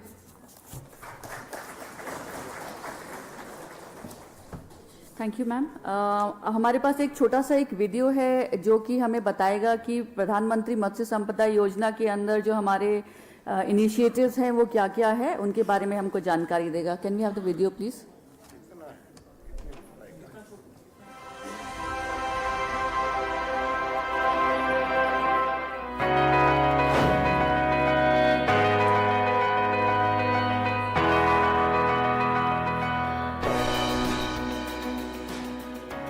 In India, fisheries and aquaculture are an important source of livelihood for 30 million fishers and fish farmers.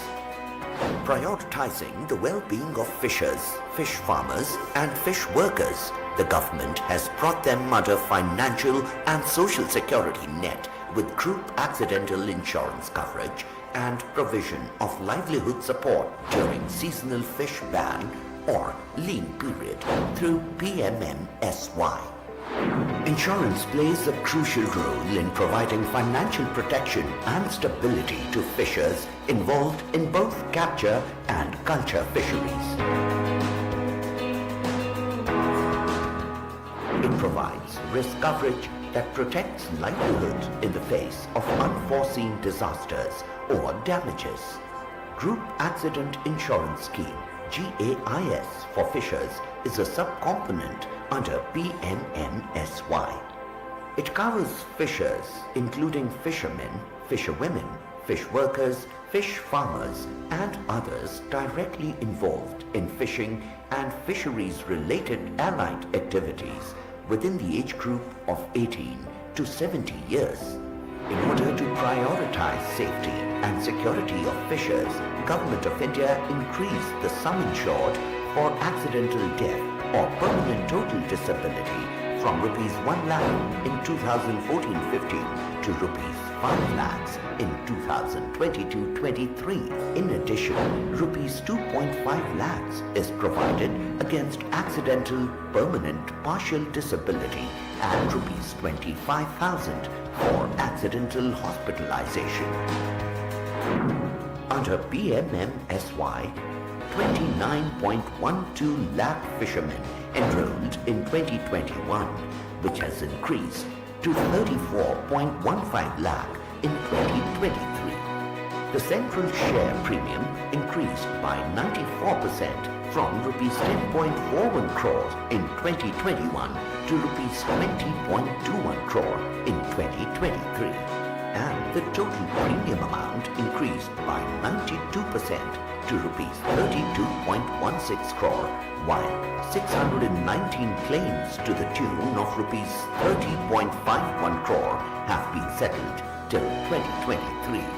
To further mitigate sectoral risks, a pilot scheme on aqua crop insurance is being implemented with the objective to compensate the loss incurred due to adverse climatic conditions and promote better management practices amongst aqua farmers.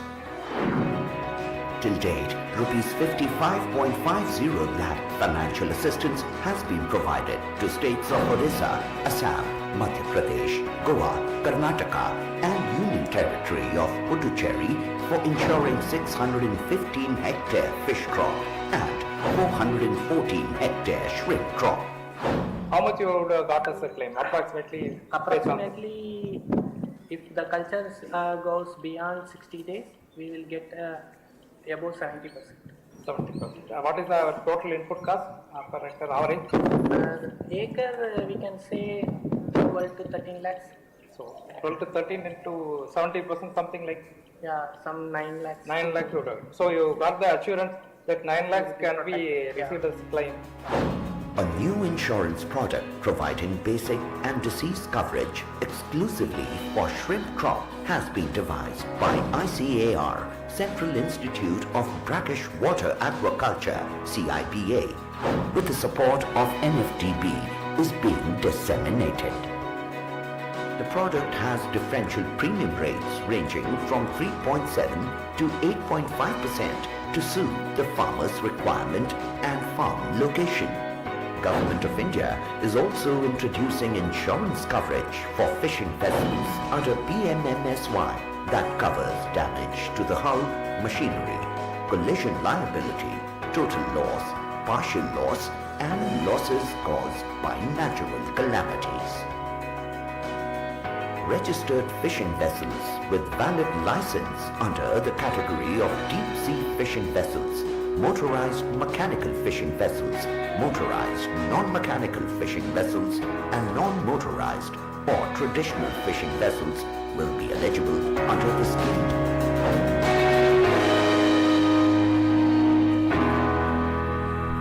Thank you. अब मैं आमंत्रित करना चाहूंगी secretary department of fisheries doctor Abhilaksh लिखी जी को कि वो हम सबको संबोधित करें। Thank you.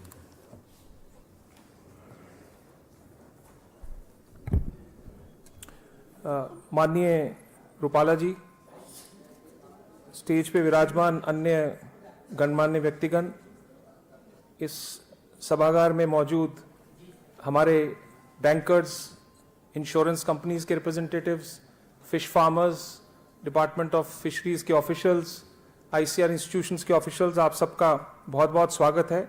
सर, सभी वक्तव्यों ने सब बातें कही हैं, मैं केवल 3 बिंदु आपके समक्ष रखना चाहूँगा।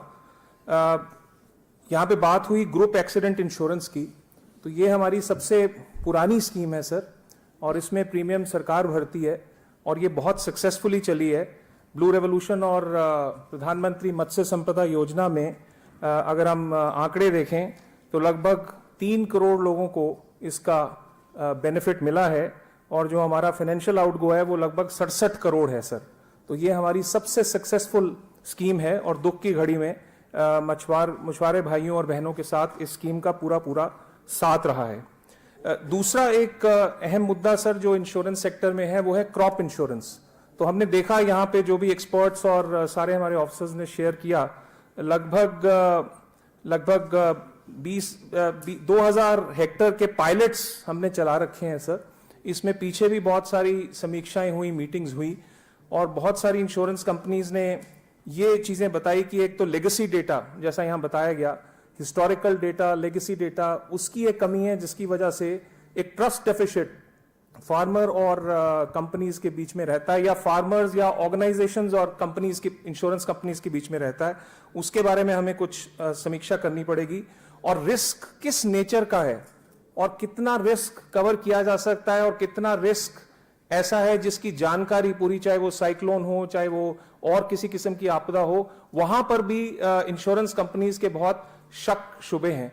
तो क्रॉप इंश्योरेंस एक ऐसा मुद्दा है जिसपे अभी और काम करना जरूरी है। तीसरा सर एक अहम बिंदु है वेसल इंश्योरेंस, जिसकी आपने अभी फिल्म में भी पूरी डिपिक्शन देखी। वेसल इंश्योरेंस में सर हमारे सामने 2 ऐसे राज्य हैं जहां पे पॉलिसी ये बहुत अच्छी क्रियान्वयन की जा रही है, केरला और तमिलनाडु। लेकिन वहां पे 2 अच्छी चीजें हैं। एक तो कोशिश ये कि हमारा जो प्रीमियम है वो 1% या उससे कम रहे, वो एक होना बहुत जरूरी है। और दूसरा सर वहां पे कोई सर्वेयर आकर के सर्वे नहीं करता, स्वयं कम्युनिटी खुद मौके का निरीक्षण करके स्वयं सर्वे करती है सर। तो वो एक कारण है जिससे वो स्कीम वेसल इंश्योरेंस की केरला और तमिलनाडु में बाखूबी चल रही है।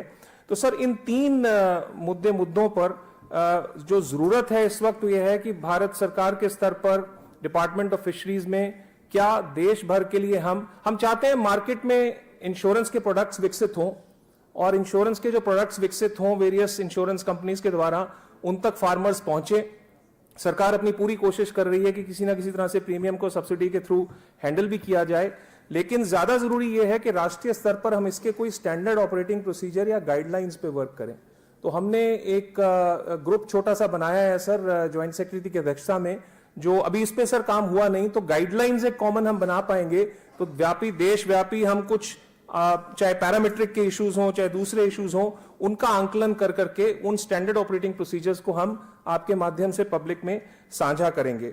आज यहाँ पे सर 3 देशों का आंकलन किया गया जहां पे अच्छी सक्सेस स्टोरीज हैं इंश्योरेंस में, Japan, Indonesia, Philippines.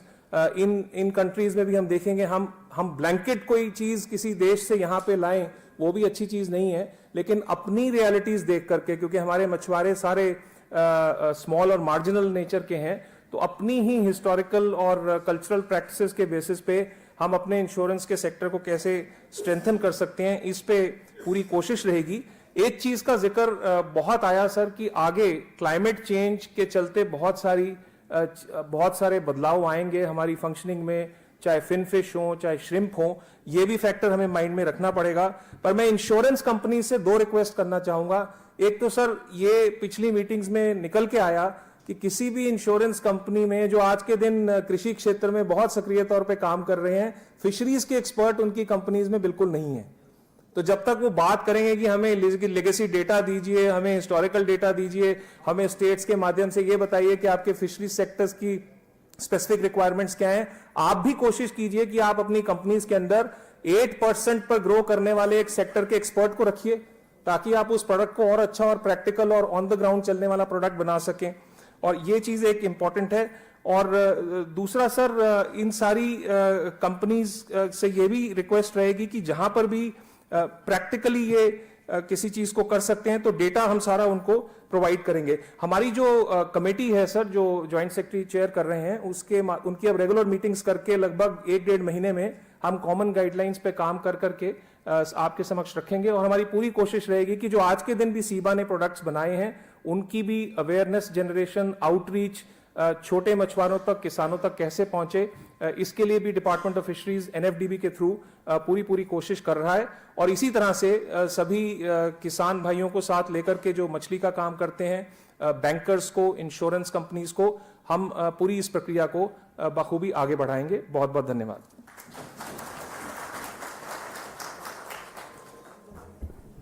Thank you sir. अब मैं अनुरोध करना चाहूँगी हमारे यहाँ पे जो बेनिफिशरीज आए हैं ग्रुप एक्सीडेंट इंश्योरेंस स्कीम के जो बेनिफिशरीज हैं उनको Mr Prasant, Mrs Nagamani, Mrs Sujatha, Mr Srikanth, Mrs Parvathi, वो लोग स्टेज पे आए और मंत्री महोदय से अपने चेक्स ग्रहण करें. I would also like to request the commissioners from the states to please come along with the beneficiaries to the stage. सबसे पहले हैं मिस्टर मोगली प्रशांत, जो कि सुपुत्र हैं स्वर्गवासी श्री मोगिली वेंकनु जी के. यह तेलंगाना से आए हैं. दूसरी हैं मिसेस गुंडू नागमणि, धर्मपत्नी है स्वर्गवासी श्री गुंडू सुरेश जी की. ये तेलंगाना से आए हैं.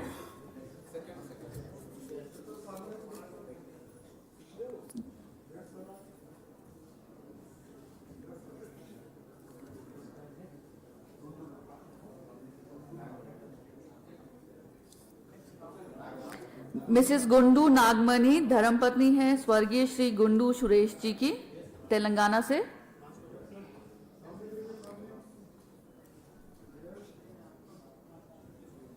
अगले बेनिफिशियरी हैं मिसेस गुजलू सुजाता, धर्मपत्नी है स्वर्गीय श्री गजालू रविंद्र जी की. ये भी तेलंगाना के निवासी हैं.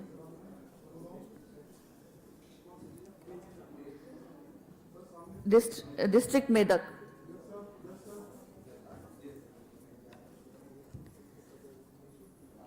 अगले बेनिफिशियरी हैं मिस्टर गुला श्रीकांत, ये पौत्र हैं स्वर्गवासी श्री गुला रामलू जी के.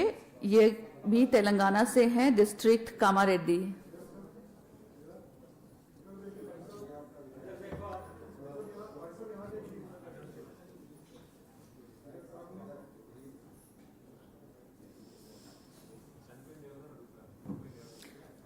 हमारी अगली बेनिफिशियरी हैं मिसेस गुगुलोथ पार्वती जी, धर्मपत्नी हैं स्वर्गवासी श्री गुगुलोथ साकरू जी की. ये भी तेलंगाना के निवासी हैं.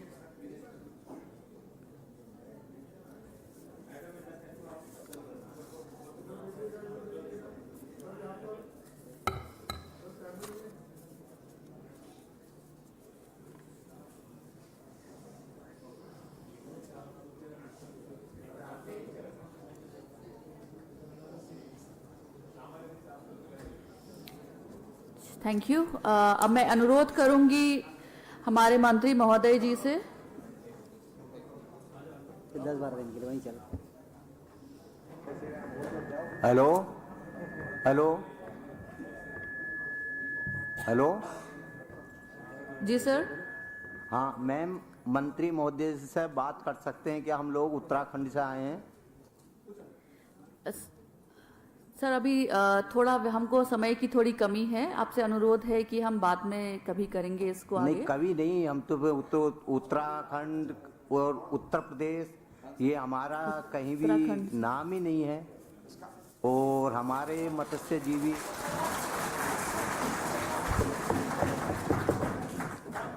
आपका नाम बताएंगे सर? मैं परमहंस कश्यप काशीपुर उधम सिंह नगर से बोल रहा हूँ. जी सर. ऐसा है, हमारी मत्स्य जीवी पशुपालन समितियां बनी हुई हैं. हम लोगों को कोई भी बेनिफिट सरकार की ओर से नहीं मिल पा रहा है. हमारी मत्स्य जीवी के कहाँ से हैं? Uttarakhand sir sir. ठीक है. और सर ना ही हमें कोई भी किसी भी बैंक से हमारी मत्स्य जीवी के जो पट्टे हुए हैं उनको कोई भी केसीसी का लोन भी नहीं देते हैं.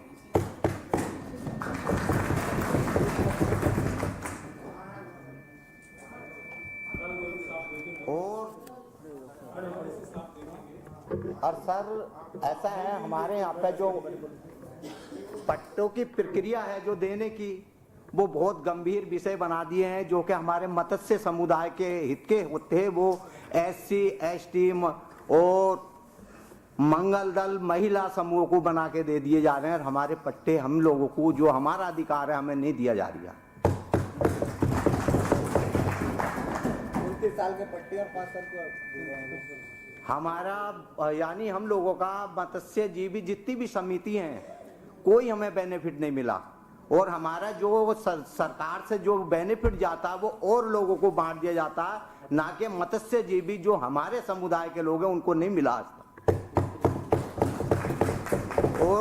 और सर हम ये भी कहना चाहेंगे कि हमारा जो एक ही पद होता है जो मत्स्यजीवी जो के पालने का, वो होता है झींगा कौन सी मछली है, भूड़ कौन सी है, वो पद भी हमारे लोगों को नहीं मिलता, जबकि हमारी बहुत भागीदारी है। वो पद हमारे किसी भी, चाहे वो पहाड़ का हो चाहे प्लेन का हो, हमारे यानी मत्स्यजीवी परिवार का हो।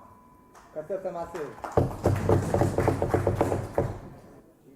हम आपसे अनुरोध करते हैं सर, हमारी इस गंभीर समस्याओं का समाधान हमारे प्रदेश तक पहुंचाने की कृपा करें। Thank you sir. Thank you sir.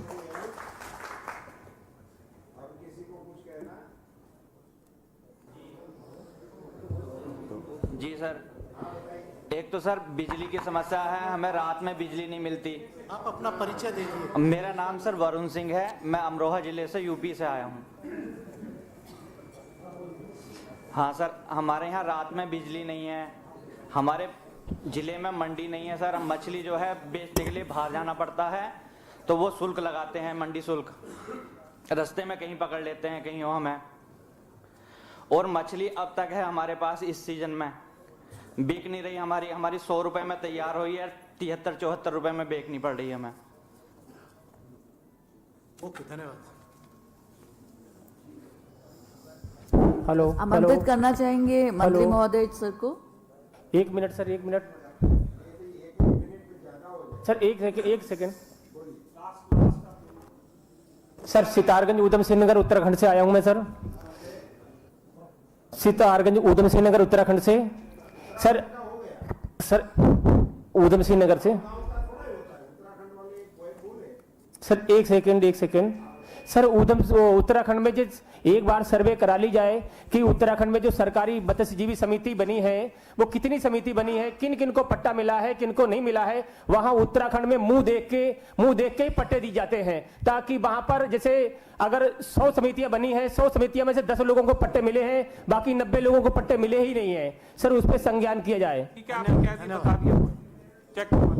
माननीय मंत्री जी नमस्कार। नमस्कार। अभी आप बैठ, अभी मैं बोल देता। मंत्री जी 1 मिनट बस हमारा। नहीं, अभी कुछ नहीं।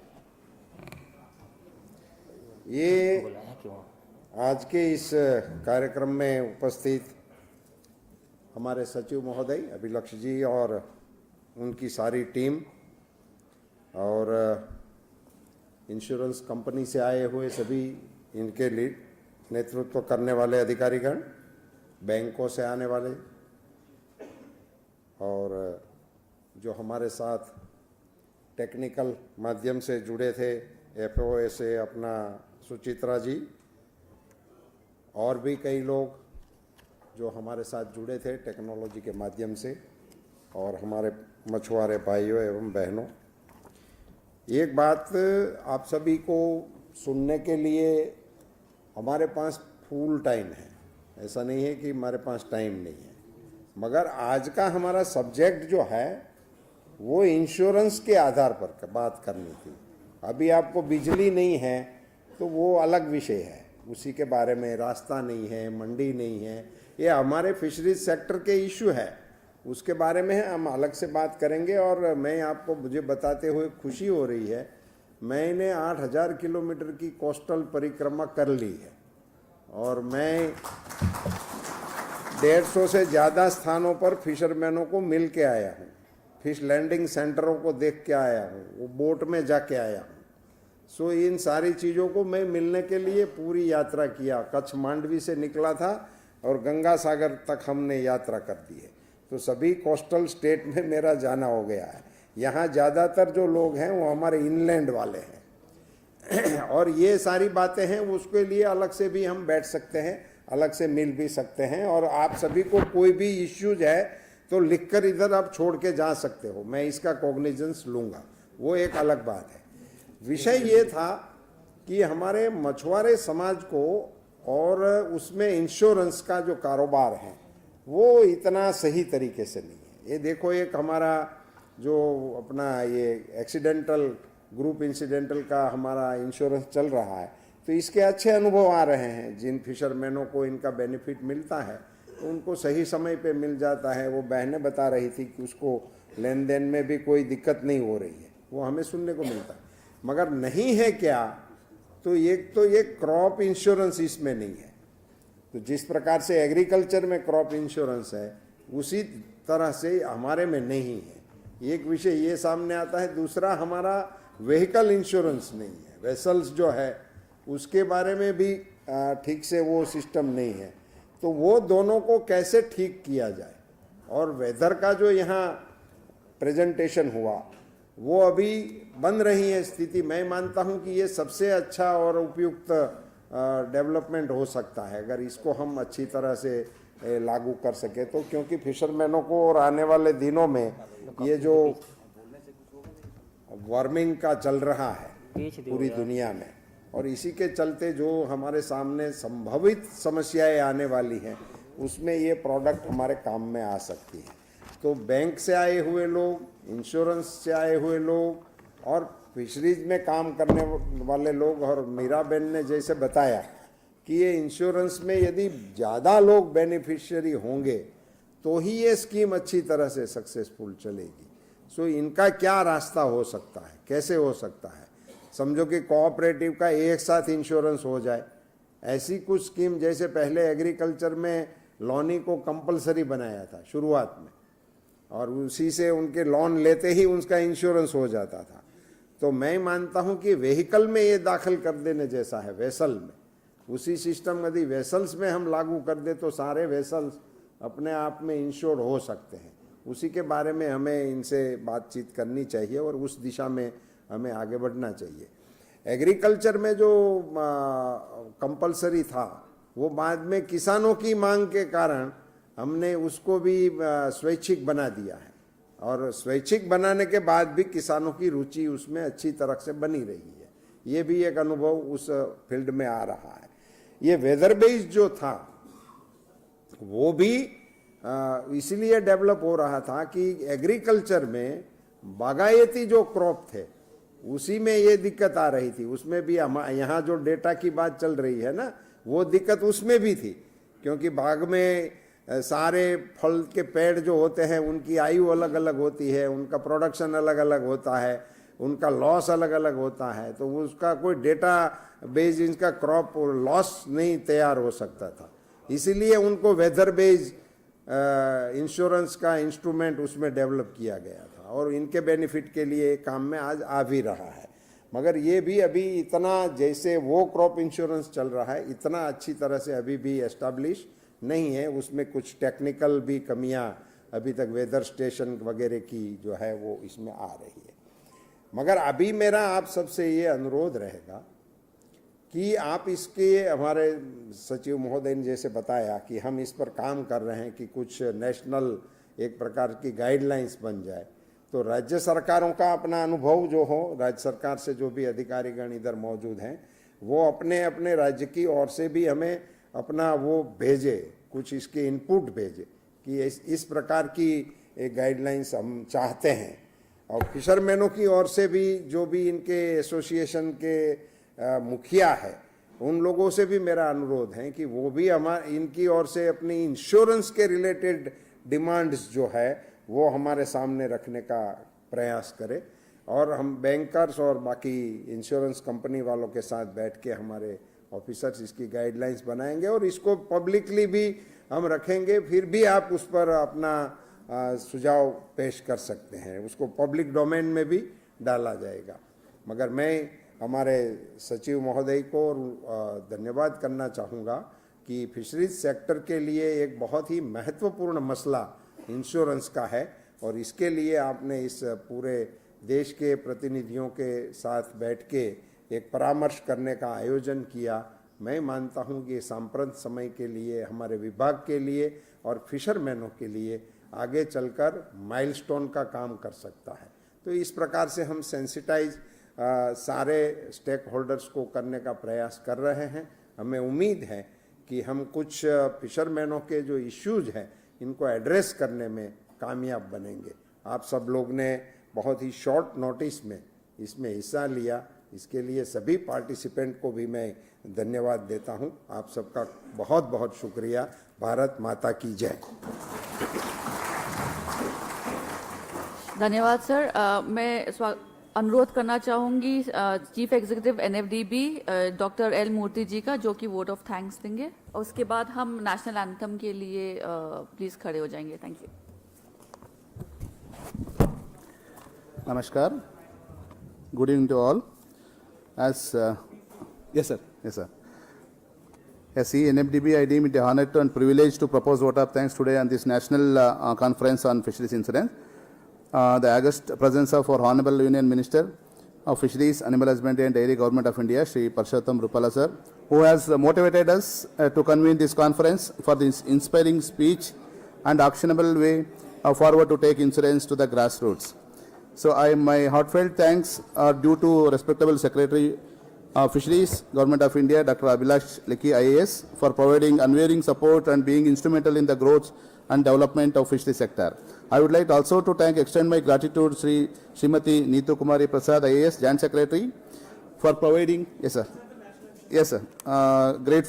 Really grateful to Sri Sagar Mehra ji. Yes sir. Then all the speakers who spoke on today, is a very important occasion. Then I appreciate, extend my gratitude to officials from Matsya-Fed, banks, financial institutions, fishery startups and institutions and entrepreneurs also. Finally, I thank officials from DOF, NFDB and NAS complex authorities, and to each and everyone who tirelessly worked in this, making this event success one. Once again, thank you for all. Once again, thank you all from core of my heart. Thank you. आप सबसे अनुरोध है, कृपया राष्ट्रीय गान के लिए खड़े हो जाएं। Thank you. राष्ट्रगान बिल्कुल। अरे अब आ गया हूँ मैं। होगा ना बात नहीं।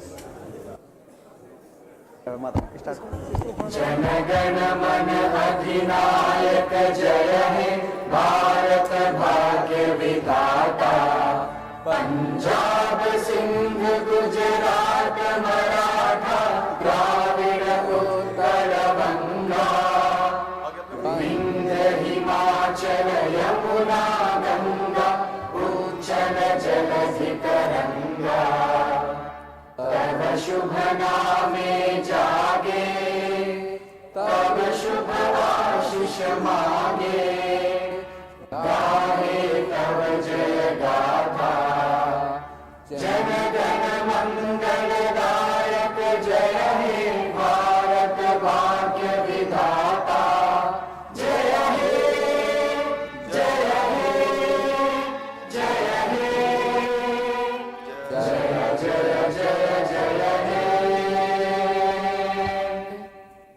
Thank you.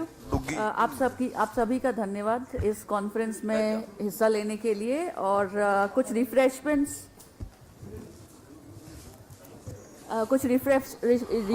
दिए गए हैं -1 फ्लोर पे। कृपया आप वहां जाएं।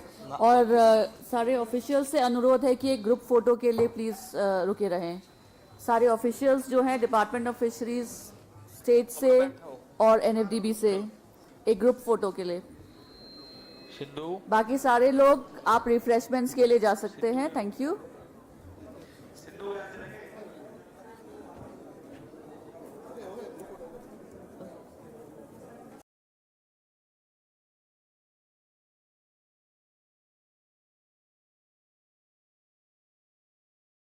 So we are going to have 7 temples here. In this area, just outside